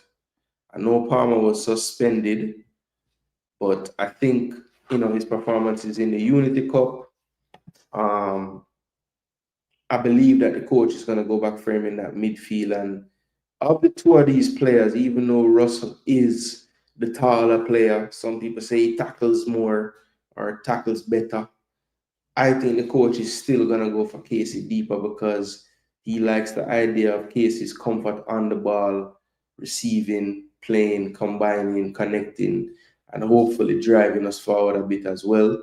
And that also gives Latibo there less, you know, it puts the onus less on him when we're playing out. And at times, Lati can kind of just be smart with what spaces he occupies as a decoy when we're really trying to get the ball to Palmer, you know. So I think Lati will do a little better with a partner there with him. And I also feel like it will take the pressure off of him to be the main man, you know, collecting the ball from the back line, right? So that's what I think the shape that he's going to go with. And he also knows that with this Panama team, you know, midfield is where they dominate. And I think if he goes with this double pivot system and what I believe will be a tactical decision when we're out of possession, you know, I think Bailey and I'm not sure. This is the one that I'm really on the fence about, is the left wing. So we saw Gray play the first half. You know, after the game, said he was feeling a little something, maybe precaution, so he came out for Cephas. And Cephas did have that play at the end of the game where he struggled. Now, for me, this game is going to be about not out-possessing Panama, but we have to be, it can't be 65, 68, 70%. It can't be so wide of a margin, right? We need to try to shoot for like low 40s, hopefully, in possession. So I'm going to go with the players that I think can retain the ball the best based on who we have on the team. Now, some will argue it's a little bit light in midfield in terms of defensively. Casey, I saw you do a job for us in the Honduras game at home.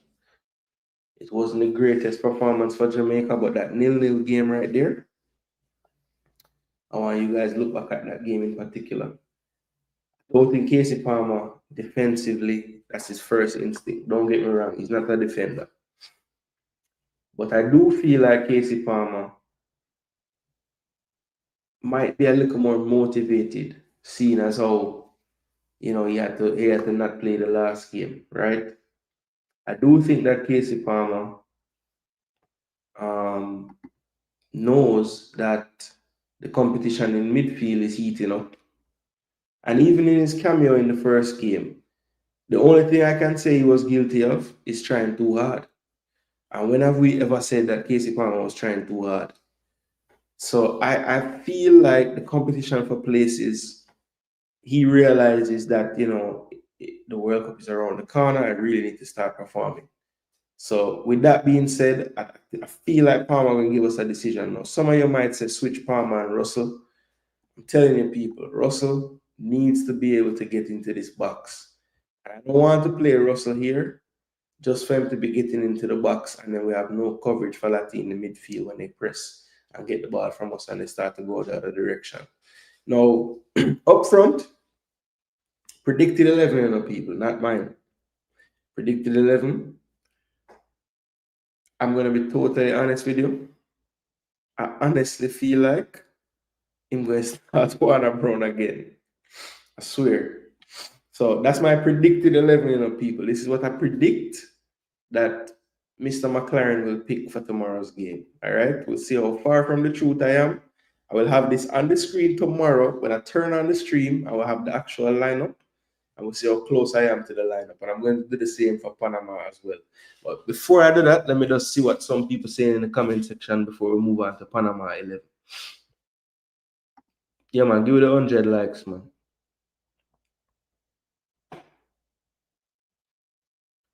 I think coach is going to use but the same squad as last game. All right. Okay, so I'll say it's not about where the players born and not one good performance against a lower level team. Madness that some people only see.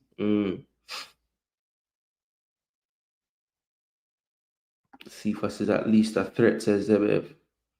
Yeah, he's threatening. Yes, I think he has the most touches inside the box of any player in the Gold Cup for Jamaica. And I don't think he's played the most minutes. But that's what makes it so frustrating, you know. Damian Lowe strike Marion Garden, tell the coach him can't play that role because his dad used to play there. Football crime. 5-3-2 formation tomorrow, Jason. Watch. All right, Tycoon. Remember them comment there, you know.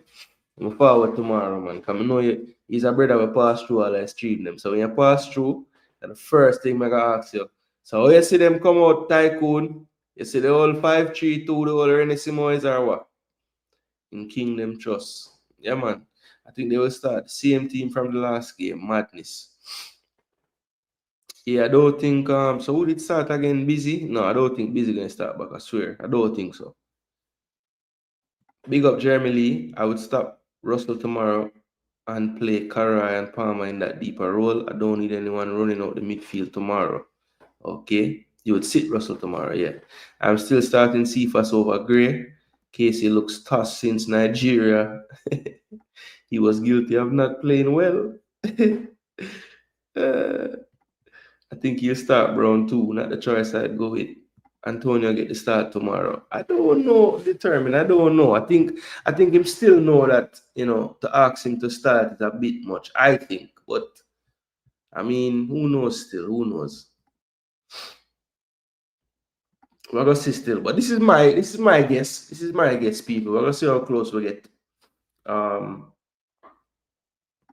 have to tell these xenophobic biased diaspora bad man fans how they made certain local. Boy. I don't think anybody hate anybody, you know. Jason, this Ross coach is just don't be surprised to see some stupid decisions tomorrow. Palmer come off the bench, says determined. All right. Well, we'll see. We'll see. A lot of people saying the Palmer one is probably off. But not many others. I guess the Cephas Gray thing is also a thing. So we'll see if any of those is correct. Asking to start will be asking us to lose. He's not ready. Yeah, I don't think the coach would start him, to be honest. Some man always fighting imaginary battles. Yeah. Man just forward and just rant. You know, some people just forward and just rant, brother. I don't even know. I guess somebody in the comment must have said something still. So I don't really catch every comment, to be honest. All right, so let me see now.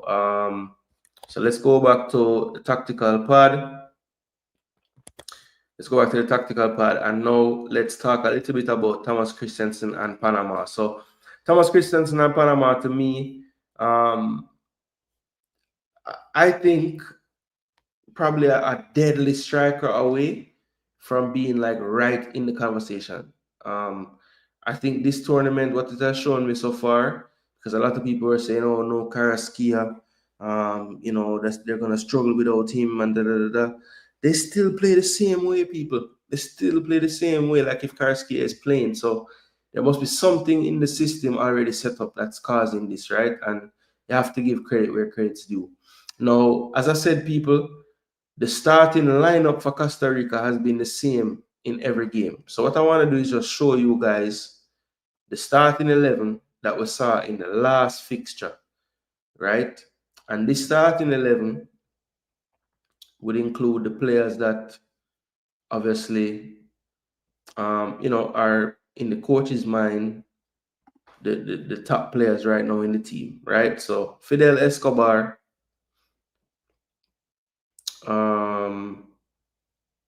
Fariña,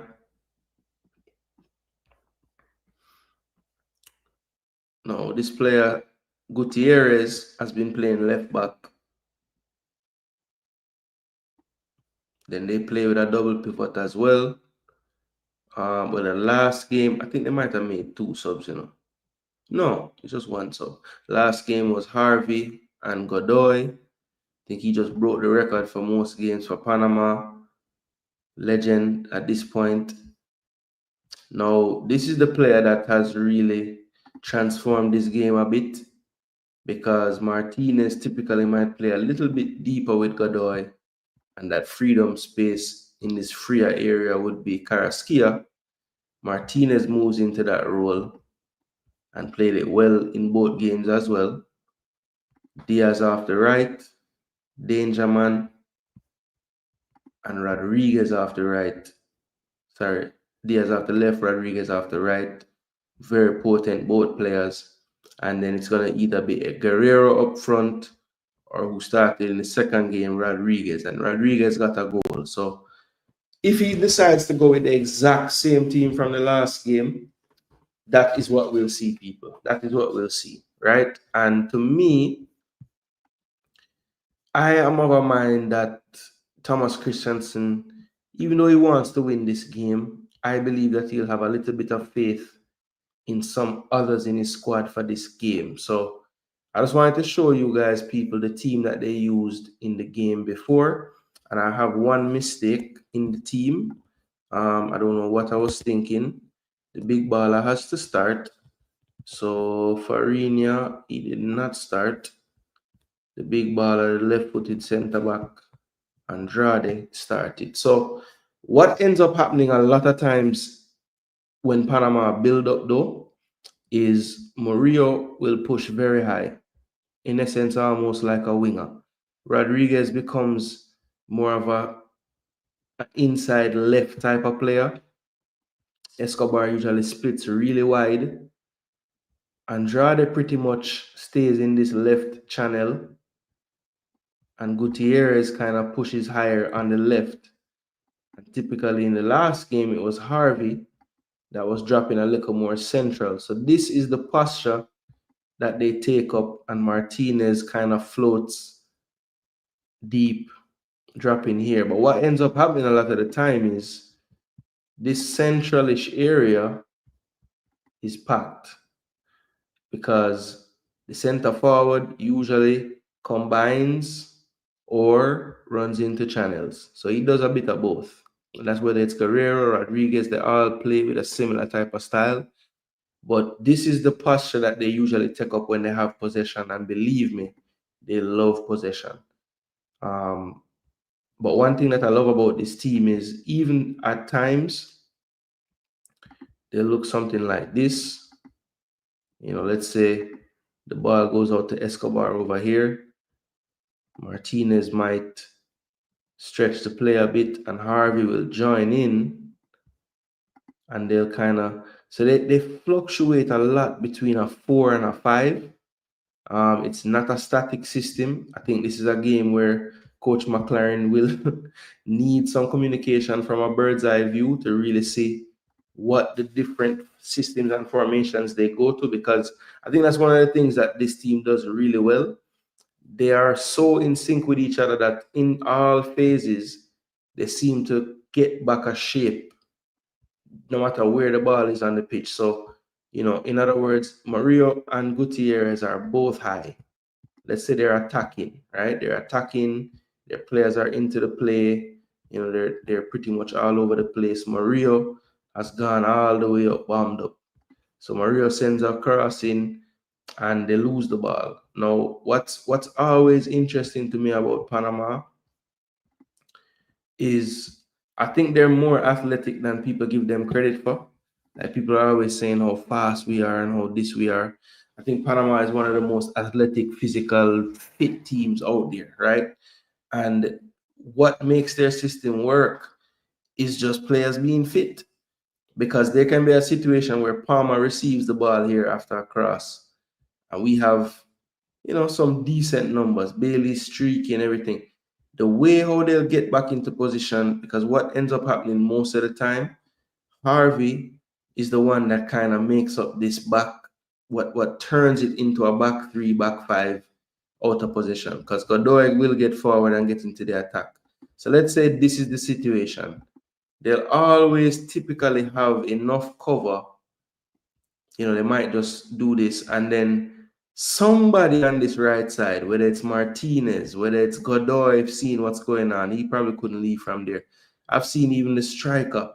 So effort and getting back into a team shape is not something that they struggle with, because everybody that has pushed up right here in this shot that I have, this still, they will run back and track back. And eventually when the ball reaches about here, if Jamaica happen to advance the ball to midfield or into even their attacking third, by that time, you will see this team have recovered, and they've either gone to a 4, a 5, but they are very, very good at recovering and getting back into a decent enough shape to try to stop the other team.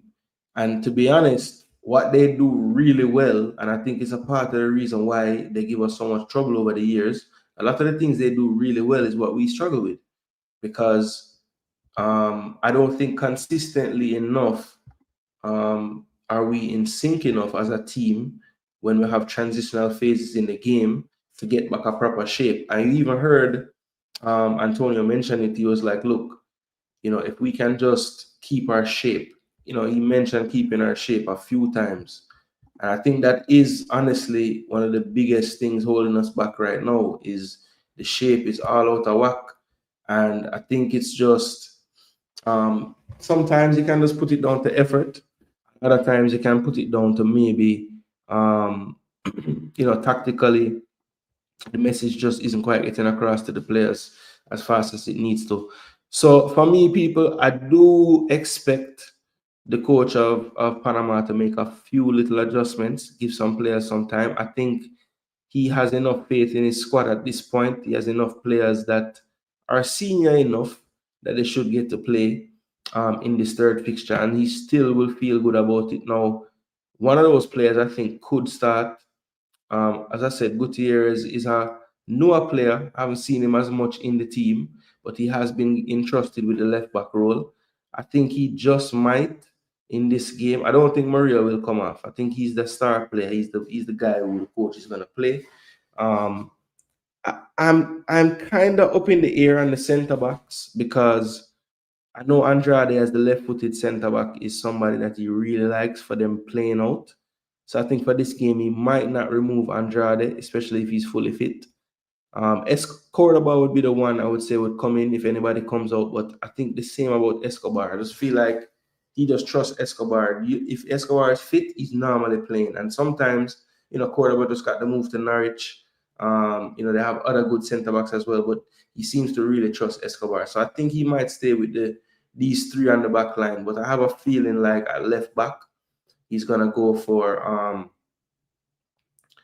the experience of Davis. Now, when I think about it, though, is Davis the right matchup for Bailey? I don't know if that's the case. I think with Gutierrez, he might just stick with Gutierrez, All right, so I think he might keep the keeper on the back line the same. Godoy, Capo probably won't come off.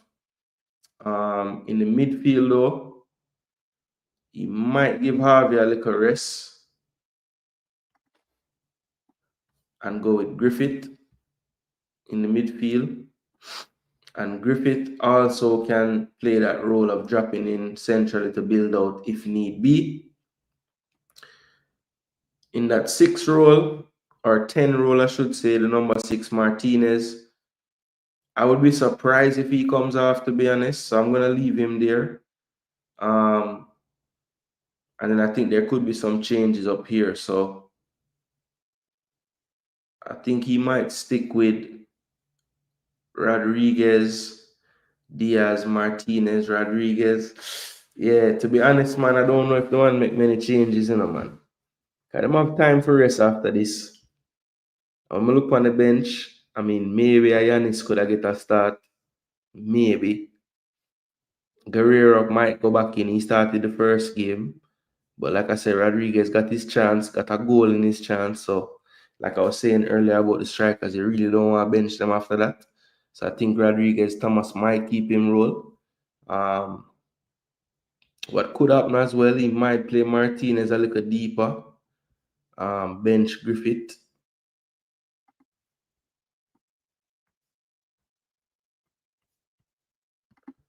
This could be something he does as well.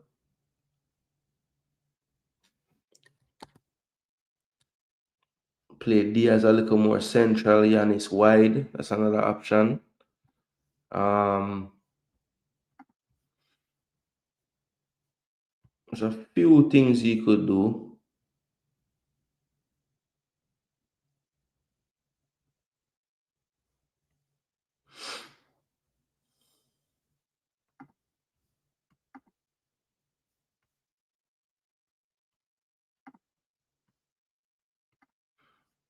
It might be. I don't know if I'm gonna start him though. All right, people. So I am gonna say that he sticks with the majority of the people. Yeah, we're not changing none. The man that's gonna forward with the same side and say, kill me and kill Reggae Boyz today.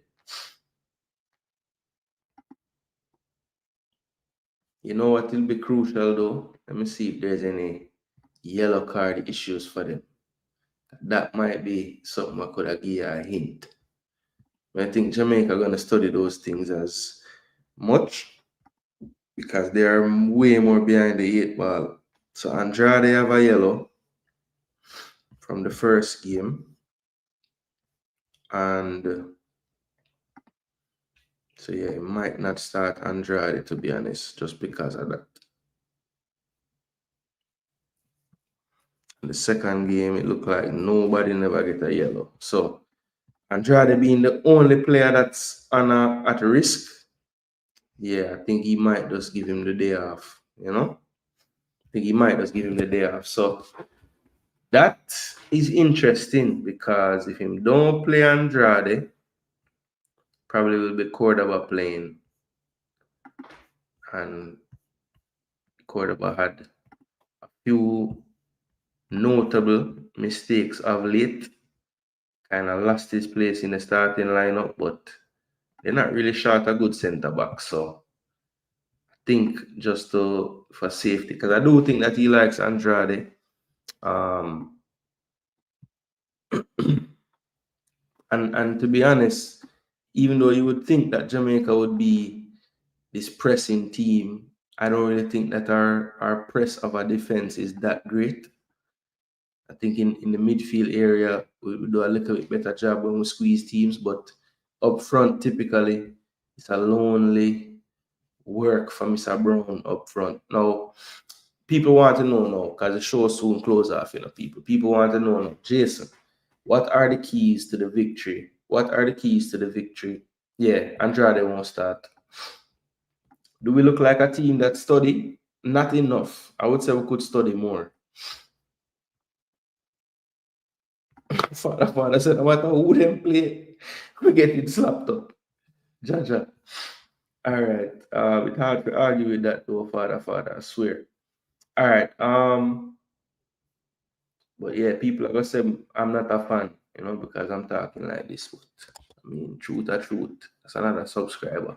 All right. So look, for me, the key for Jamaica, I said one of the keys earlier. I said, listen, the possession stats. If we finish this game and we're in the 30s, I don't see how we win the game. I don't think we're going to create enough if we have that low of a percentage. So I think we're going to need to possess the ball better. That's why I've gone for a midfield that maybe people might think is a little bit light defensively. I think it happens to be our most retention-heavy midfield. And when you factor in a Bailey who seems to be playing a lot more within himself in terms of like ball retention in this Gold Cup. And Damari Gray, who always has been a high retention player, to the detriment sometimes of how fans view his performances, because I don't think some of our fan base really value ball retention as anything great to write home about, especially from a winger. But what it does, when you can retain the ball, gradually you move players up the pitch. And then when that decisive moment comes, you have 1, 2, 3 runners into the box as opposed to that counter-attack chance when it's just Gray and Brown running or Bailey and Brown running and no one else can catch up to the play. So it just helps, one, to put the other team away from you. If they're pressing like hell and you're just boxing the ball around them and keeping it and keeping it and keeping it and switching the play, and eventually they're going to say, damn, we can't get the ball. Let's drop back into the mid now. And the more times you can do that and force them to drop back because you've played around them and you've gotten behind them, that will make them think twice next time about going all out. So I think that's what we weren't able to do against Guatemala enough to settle down their press. Really and truly, the only time we got possession in that game was in the second half when Guatemala realized, okay, we have something to defend and protect, so let's just protect. And all we did was boot the ball up the field, boot the ball up the field, boot the ball up the field. And against Guatemala, that didn't work. Trust me, against Panama, with their size on the back line, it ain't going to work even worse. So possession, possession, possession. Jamaica need to understand that the ball is their friend. The ball is your best friend, actually, and you need to treat it accordingly. All right? Take care of it. Really pay attention, even on the simplest of passes. I think in this tournament, we have put ourselves in a lot of our own danger at times just because we have made some simple little passing mistakes. And, you know, I think we can clean that up. Now, there have been small spells, yes, there have been small, where Jamaica's passing don't look that terrible, where Jamaica's spacing don't look that terrible, right? I thought, you know, how we created the goal, the first goal against Guadeloupe was great because Warner Brown found a little pocket of space on the edge of the box, turned, got his head up, played a square ball, and we had runners in that were causing commotion in front of the defense, and Bailey had a clean finish. You know, that play where Damari Gray crossed it to John Russell, that's turning into like almost a forte of Russell at this point. Once the wing on the opposite side cuts inside on their favored foot for that back post in swinger, you know, he's positioned himself, you know, if it's coming from Gray's side on the left, somewhere in this area, it's coming from Bailey's side, somewhere in this area, and he scored 2 goals like that in the last, 3 games. So clearly that's something that they have targeted. I think when it's most effective though, people, and I want you guys to watch out for this, let's say Bailey has the ball on the left here, and he's faced up with Gutierrez, and he does cut inside on that left foot. Now, if you look at both of the goals that were scored, one of the reasons why I think it was able to work is we had a decent enough balance of players in this vicinity. So you need a player to make that near post run to kind of take the defender's attention towards the ball, which then leaves that space for that back post run, and Russell can meet it there to score. And we saw that happen with Damari Gray, where it was this side of the field, Russell was here, and Russell also had a player kind of a little more to the near post, but also had a player also supporting behind him. So as long as he has some runners around him, I think that will give him enough of an advantage to win whatever is played into the box, because like his celebration would suggest, they're all too small. So that's something I want to look out for. But I think those plays are more effective when we've had some kind of possession leading up to that cross. Because John Russell, you know, while his timing is good, I think the times when he hasn't gotten into the box is when it's a quick counter attack, right? And he's just too far behind the player. His starting position was too far out to get up and involve with the play.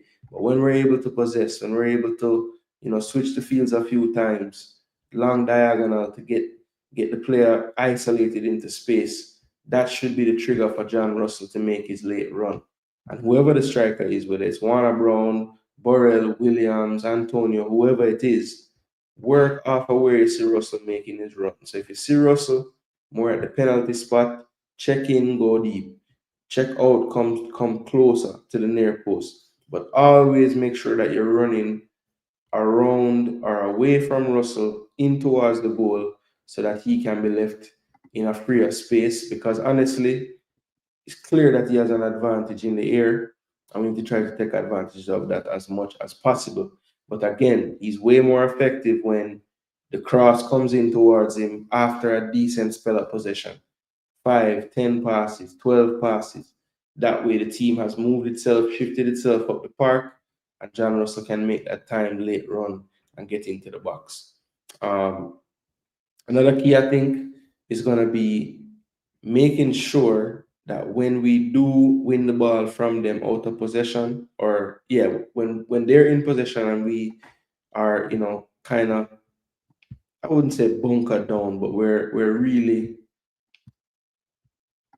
compact, and they're attacking us. Bailey's back helping. Hopefully Gray is back helping as well. Russell might drop a little bit deeper as well. But when this happens, Panama does not shy away from getting numbers up the park. I've seen multiple occasions where these two players are on the same line, Murillo and Gutierrez, right? Now, Martinez is clever. So when he recognizing so many people, if he's not making a run in behind, he's going to try to get somewhere in here. And that's where the balance comes in. Rodriguez, another attacker, he would be somewhere in the mix. Harvey, if he starts, typically when it's an extended spell, he's going to kind of sit. And Godoy is kind of be a floater in this little area. So a lot of times when they attack, they end up in some kind of 3-2-5. Sometimes like a 3-1, 2-4, or just depending on where these players end up, right? But again, if we can, even if it doesn't end in a shot and it breaks down and we just win the ball, I think honestly, these situations right here, and it's kind of why I think the intelligence of movement is going to be helpful tomorrow, because Panama is very solid, even though they take risk in possession and they push people forward. Like I said, they have incredible energy levels to just run back. That's the first thing. And secondly, I feel like the coach drills so much in them the different scenarios of when they're out of possession, because their first instinct is to try to win the ball back, right? So I think Jamaica would do well when we do win the ball, because they get a little bit deflated when you watch Panama. When they lose the ball and they don't win it right away, it's a problem for them mentally. Like, they don't like that at all. So we just need to make sure that we're really sure, because I can tell you when they lose the ball in our defensive third, their first initial instinct is to press back and get the ball. So we just need to make sure we're sure. And also, I think we're going to have to be prepared to take on players off the dribble, because a lot of times with these pressing teams, if you can just win that one matchup, when we win the ball, that one matchup.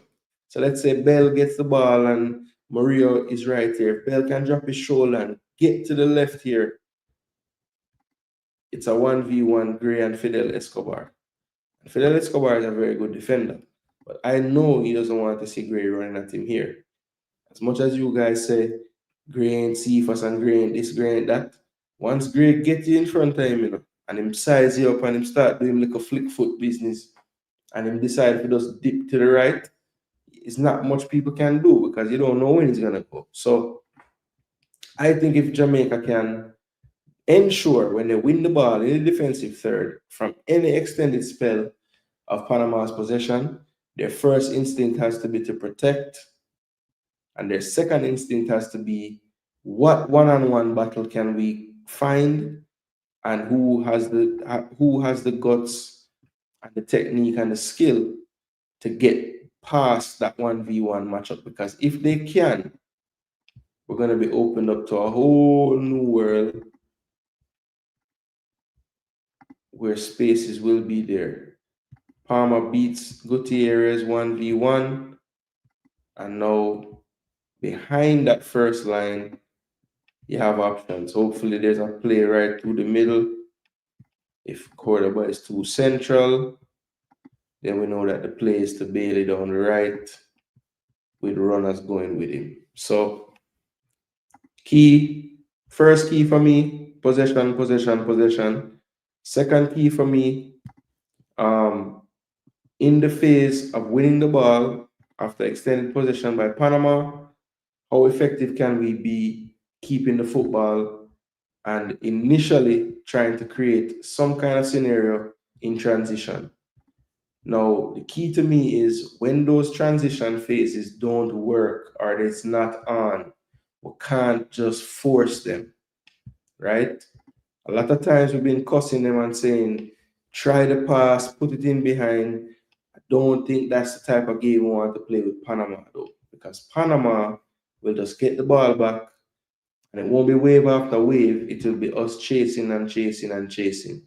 Because I think Panama are going into this game knowing, hey, if we get a draw, it's good enough to win the group. Not saying they'll just come and just play for nil all, but I don't think it will be, they'll be a lot more measured in their approach because I think they know that the real way Jamaica can hurt them is in the transition. So I think, you might see a little bit more conservatism. Maybe they hold off on Godoy pushing us high up. They don't bomb with both fullbacks. One will kind of stay a little more at home. Sometimes as well, when Maria pushes up, Harvey can easily slot into right back. And that's how they keep the shape then as well. So, look, a lot of tactical tweaks that Panama bring, but I think the main thing with them that separates them from us right now is it's like nailed into their brains. So it's second nature for their players, whereas, we're having to have a lot of communication still. We're still kind of getting to this level that Panama pretty much is at right now. And that's what makes that really difficult for us. But look, also another thing that I think is really important, Jamaica have to find, and I hate to use this word because balance is not a good word right now. Jamaica have to find that balance between pressing them and, actually just kind of screening them into areas. So what I mean by that is Panama does a really good job of not forcing where they attack. They are quite comfortable moving you around side to side, side to side. Now, what I think is important is when they do happen to get the ball on one side, I would love for our pressure to just keep them to that side, right? So we need to kind of be wary of how we're pressing up the park against them, I think. Too many times when we're pressing, this player somehow wriggles back out and he'll go back to the keeper again. And then we have to start overall again, which way we're funneling them. So it's going to be important to me to not just press for the sake of pressing and just chase the ball, but let's be a little more synchronized with it. So if we know, okay, this play, the trigger is when the ball, when Mario is gone up the park and Escobar slides out here, I want to ensure that Escobar can't play the ball back to Mosquera or Cordoba or anybody on this side. So I want you to take an angle where you almost run past the ball, but you kind of beside it, right? You don't want him to play it back inside. And then, of course, we'd set the midfield up accordingly. You have him here, you have Gray, Bell might be here. I want that to sit a little more. So in this instance, it might be Palmer. Actually, no, Palmer would be pushed up some more. Russell, Rio, Gray, Bell, Pinnock, Latz,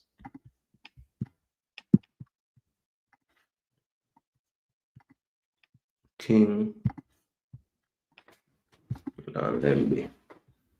Yeah, so don't want Warner to be running straight at him just for him to be able to play this and play this. He's got to be cognizant of the angle he's taking. Cut something off Warner. So if you know you want to cut off the Harvey pass, attack him from this angle. Force the Rodriguez pass. And then it's on Rodriguez. What are you going to do? There's a player here. don't have this simple pass. Yeah, you can play it back there, but Warner is breathing down your neck there, and everybody else is covered. But you see how organized this press and this stature is? Too often Jamaica will be doing something like this. Bell back here, so Gray here, so right. Escobar have the ball, people. Brown they over here, so I chase him.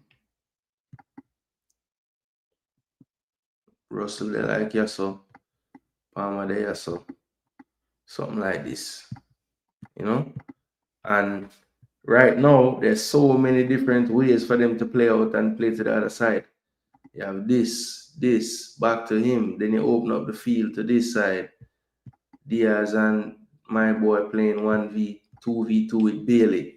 You block off this, or you play to Godoy. We just need to make sure that once we squeeze them, we squeeze them. And the way how you minimize the chance of them playing this big old diagonal to Diaz, which is what Guadalupe had done to us a few times, right? Because you want King to be sliding a little bit. You need pressure on the football. But it don't make sense Warner Brown pressing when everybody else dropping back to midfield and beyond. Because that's what we saw a few times in the game so far. Warner Brown looked like he didn't get the memo that they're not pressing high today. And he's just chasing 3 players typically, the goalkeeper and the 2 centre-backs by himself. And these players are still playing conservative on the wing. So it just has to be synchronized, and Warner needs to look around sometimes and just say, okay, let me just drop back into shape. There's no point you killing out yourself chasing after these 4 players by yourself. Just fall back into your shape, screen, find a player to screen, and do your job that way. So yeah, we're going to have to be disciplined in our approach pressing-wise, because Panama will pass us to death, and we'll just be chasing shadows for a lot of the game. And, it won't leave anything in attack for when we win the ball. So we're going to have to be measured in our approach, how we press. I think once we have a little bit more organization, we could cause a few mistakes in the Panama backline. They have not been immune to making their own mistakes in this tournament. But, I wouldn't expect us to be relying on that either. So we're going to need to come up with a game plan that puts them under some kind of duress. It can't just be easy for them to knock the ball around us. And I think if we're synchronized in our movements off the ball, we can at least, keep that ball on that one side of play when they're attacking us, and just try to prevent those big diagonals, big switches of play that were definitely killing us against Guadeloupe. This Panama team, I think, will be a bit more patient. So maybe we don't have to worry about those so frequently. But at the same time, Panama can switch it up. And if it's called upon it, they can go direct and play that knockdown approach ball as well. So that's one thing that makes Panama doubly dangerous for me is, they can mix it up with the Mexicos of the world. They can mix it up with the Canadas of the world, because they're, I think, good at any kind of style, including, one that's a little bit more direct. I guess you'd say the more North American style or Caribbean style than necessarily the Central American style. So yeah, for me, people, those are the keys to the victory. Again, in summary, possession, we need to definitely try to ward off this big gap in possession. Pressing, synchronicity of the press, very important. We need to make sure Warner is not pressing the back line by himself. And if that's the case, we need to make sure that the midfield and the defense are also in tune with him and shrinking that pitch as well. And especially, we need to make sure that there are some trigger points where we can really put some high pressure on them and try to make sure that they're not able to just switch the field of play so easily. So those are the things I would love to see us working on for this game. Those are things I see as keys as well. And also, if the possession stats and how we press is important, another thing that's important is we need to make sure that we convert our chances. I know it sounds simple, but I'm telling you, people, the Guadeloupe ending, even the Guatemala game, it wasn't that great. But we had a few half chances we could have done better with. And I think that this game will be another half chance-ish, maybe 1-2 big chances will come in the game. So our defensive organization is going to be paramount. How we set up the team, our balance, very, very important, because we can't afford to have a shootout with Panama. I don't see us playing fluidly enough to be creating 6, 7, 8 chances against the likes of Panama. So with all that being said, we're going to have to be a lot more organized defensively in the transition as well, because Jamaica is going to go for goals. We need to win the game. So we have to make sure that we really, really, really are in tune with our defensive responsibilities, especially Latibo there and the 4 defenders on the pitch. They have to really communicate with each other, because we need to be able to have that 3 to 4 players ready to go when they counter, if they indeed counter. I don't think it's going to be as much of a threat as with Guadeloupe or even with Guatemala, because I do think that Panama just pay a little bit more of a premium on keeping possession. So sometimes it could have been a situation where they countered us, but they might very well just play it back to Mosquera, set up their style, and say, let's possess this football and move the team down the field. So I don't think they want to get into a back and forth with Jamaica. I think they think if they control the pace and the tempo, it's going to be better off for them. And we just need to find ways to make sure that they're not too comfortable getting into that groove of that possession, that passing, that movement, that letting us chase. We need to get them out of that rhythm if we can. So yeah, those are my keys, people. Hopefully we can do those things. Like I said, tomorrow I will turn up for the game. I should be starting the stream about an hour before, might be a little bit after that, but hopefully, I don't know if I do know that some of the people in the staff actually watch the program, because I have seen them kind of reaching out, not reaching out, but seeing them commenting and reacting to me sharing the content and stuff. So maybe some of it they do like, and yeah, I was going to say balance, but I'm afraid now, bro. Conrad, they took away one of my favorite words when I'm talking about football. Can you believe this? It's a sad day. I can't even use balance without thinking about something else, bro. John Conrad, that's the one thing that pissed me off about this whole thing. I'm going to figure out a synonym for balance, All right, so people, what I'm going to do right now, you don't know, there's no promotion like self-promotion. So let me drop this in the comment section real quick. So I'm gonna drop in the comment section right now, people, for you guys the link for the watch along tomorrow. Please just drop a like on that watch along. I do think that the algorithm will be booming already when I get on stream, because more than likely to be a little after 6 when I turn on stream tomorrow. But like I said, I'm going to leave this on the screen, people. This is the team sheet, and I don't know if this is that easy to read. Let me see if I can change this. Hold on. I think I might have to do the words in white for Panama, because it's kind of hard to see.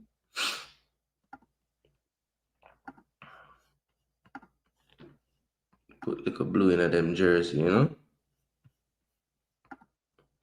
Yeah, I think that's probably a lot easier to read. And they might even wear them white kit tomorrow, but if they wear the red, we're ready to go. All right, so yeah, that is what I think we might see tomorrow, people. Those are my predicted 11s. One last time for Jamaica, we have Andre Blake, Ethan Pinnock, Richard King, left back Amari Bell, right back Dexter Lembikisa. I think he goes with a double pivot tomorrow. Latibo there and Palmer. Wouldn't be surprised if it's even Latibo there and Russell deeper in the midfield with Palmer. But this is what I think he might go with. Free up Russell to do his thing and get into the box. Then we have Damari Gray on the left, Bailey on the right, and Warner Brown up front. For Panama, we have Mosquera in goal, Cordoba and Escobar, Murillo and Gutierrez. I think Cordoba comes in for Andrade due to the yellow cards. I think it'll be the same midfield, and I think in the forward line, he doesn't go back for Guerrero. He's going to play back Rodriguez, who he gave a chance to the last game. Give him another chance to see what he has against what he probably thinks is a little bit better opposition than their last opponent. Actually, no, he played Guatemala, so no, maybe he probably thinks about the same. But yeah, he was the one that was able to get the goal for them to give them the victory. So Don't know if he'll get benched after scoring the winning goal against Guatemala. Don't really think that will happen. So, yeah, Panama, Jamaica tomorrow, 7 o'clock. Should be good. Should be good. Hopefully, we leave that game feeling good about life and in the second round of the Gold Cup. It's going to be an uphill battle, though, climb. I will not give my score prediction until tomorrow before the game, but just know, people, right now I'm struggling with the results that we need. I keep on playing out scenarios in my head, and I'm saying a draw is probably what we can think would be a good result for us right now. Will a draw be enough to get through? That remains to be seen. I mean, right now we have, let me just show you guys. It's the last thing I'll show you before I leave, people. I know it's getting really late, so big ups to all 83 of you still in the building in this late night hour. I know there's some night owl watch Jason Gooner TV. And wherever you are in the world, maybe you're over in Europe, so it's early in the morning over there, so it's not so bad. Waking up, getting ready to start your day. But what I wanted to show you guys was the group stage standings for the group, just because I think it's quite fascinating, right? So this is just a little bit of a sneak peek of what's going on in the group right now. So as you can see, Panama first place, +4 goal difference. They have 6 goals for, 2 against. Jamaica in second with 3 points, same as Guatemala, but we are in second by virtue of goals scored being the next tiebreaker after goal difference. Luckily for us, it's not head-to-head, which would have put Guatemala in second and us in third. But Guatemala currently in third based on scoring only 1 goal so far to our 2, but we're both on the 0 goal difference. And of course, Guadeloupe, 0 points, 2 losses, 3 goals for, 7 against, -4 goal difference. Now, why I want to show this, right, and let you guys see for sure, it's goal difference, then goal scored, and then head-to-head. So that's the tiebreaker scenario. So why is that important that it's goal scored before head-to-head? Well, of course, right now it gives us the lead over Guatemala. Now, here's what I mean about we can draw the game and still not go through. So let's say we draw 0-0 with Panama, right? We get to 4 points, Panama gets to 7, but Guatemala and Guadeloupe draw 2-2. Well, Guatemala will end on goal difference 0, but they will have scored 3 goals, and that would have put them over us with the tiebreaker. Let's say Jamaica and Guatemala win. So Jamaica win the game 3-1, and we go to +2. Guatemala beats Guadeloupe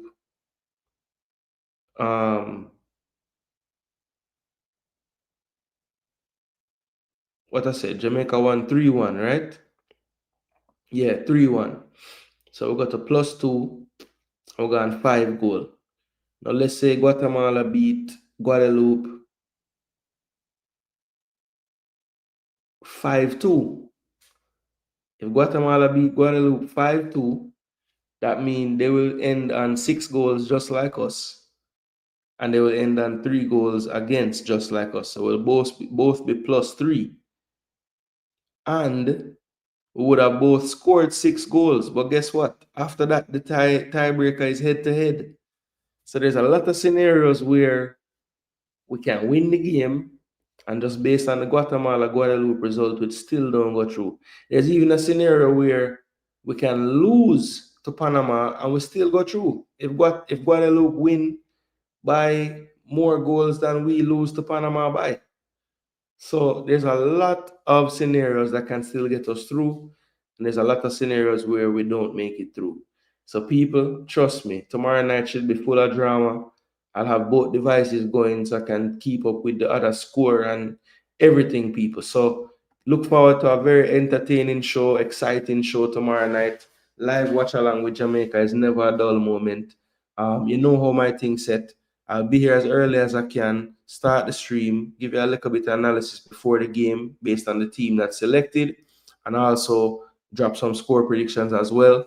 And definitely, since we have the access to the press conference, we'll bring it to you live like we have been. I'll usually turn off my camera and you guys can listen into the audio of the press conference in real time. Hopefully I get called upon again and you guys can hear me ask a question live as well. But people, it's getting late. I would love to go through all the comments. I know I was talking a lot about tactics and everything just now. Didn't know if anybody was really keeping up and talking to me in real time. But if anybody wants to discuss any of the tactics that I talked about, think I left out anything, please keep the conversation going in the comment section. I will respond to each and every one of you. So please do, if you didn't get it, if you had a question for me in the comment section that I skipped over just because I couldn't get to it, my apologies. People, I want to just big up as well before I leave all my members that have joined the channel. We really do appreciate it. Calculator match, me I tell you, leader, every 10 minutes we're gonna look on calculator. We're just rambling, Jason. Yeah, for real, man. If you lock off the stream now. Big up. Oh, you say you guys just rambling, nothing we're talking about. All right, big up, Zeb. That's funny. Yo. Oh, go on. Yeah, man, we have to try. We have to try to be positive. I mean, look, there's enough out there just beating. I mean, look, again, I'm going to say the B word again, balance have a new meaning, but on this channel, balance will still be used because I think it's the balance that I want to talk about, not that other balance what we did hear about already. All right, people, but listen, big up and thanks again for tuning in. I just want to say big up and maximum respect. It's really late. I'm going to go get some rest. I still have work in the morning, people, but I had to bring you guys this content because I think it's needed, it's necessary, and I actually enjoy bringing it to you anyway. So big up. Thanks so much for tuning in. At the end of all these programs, people, you'll hear these words. My name is Jason Gooner. This is Jason Gooner TV.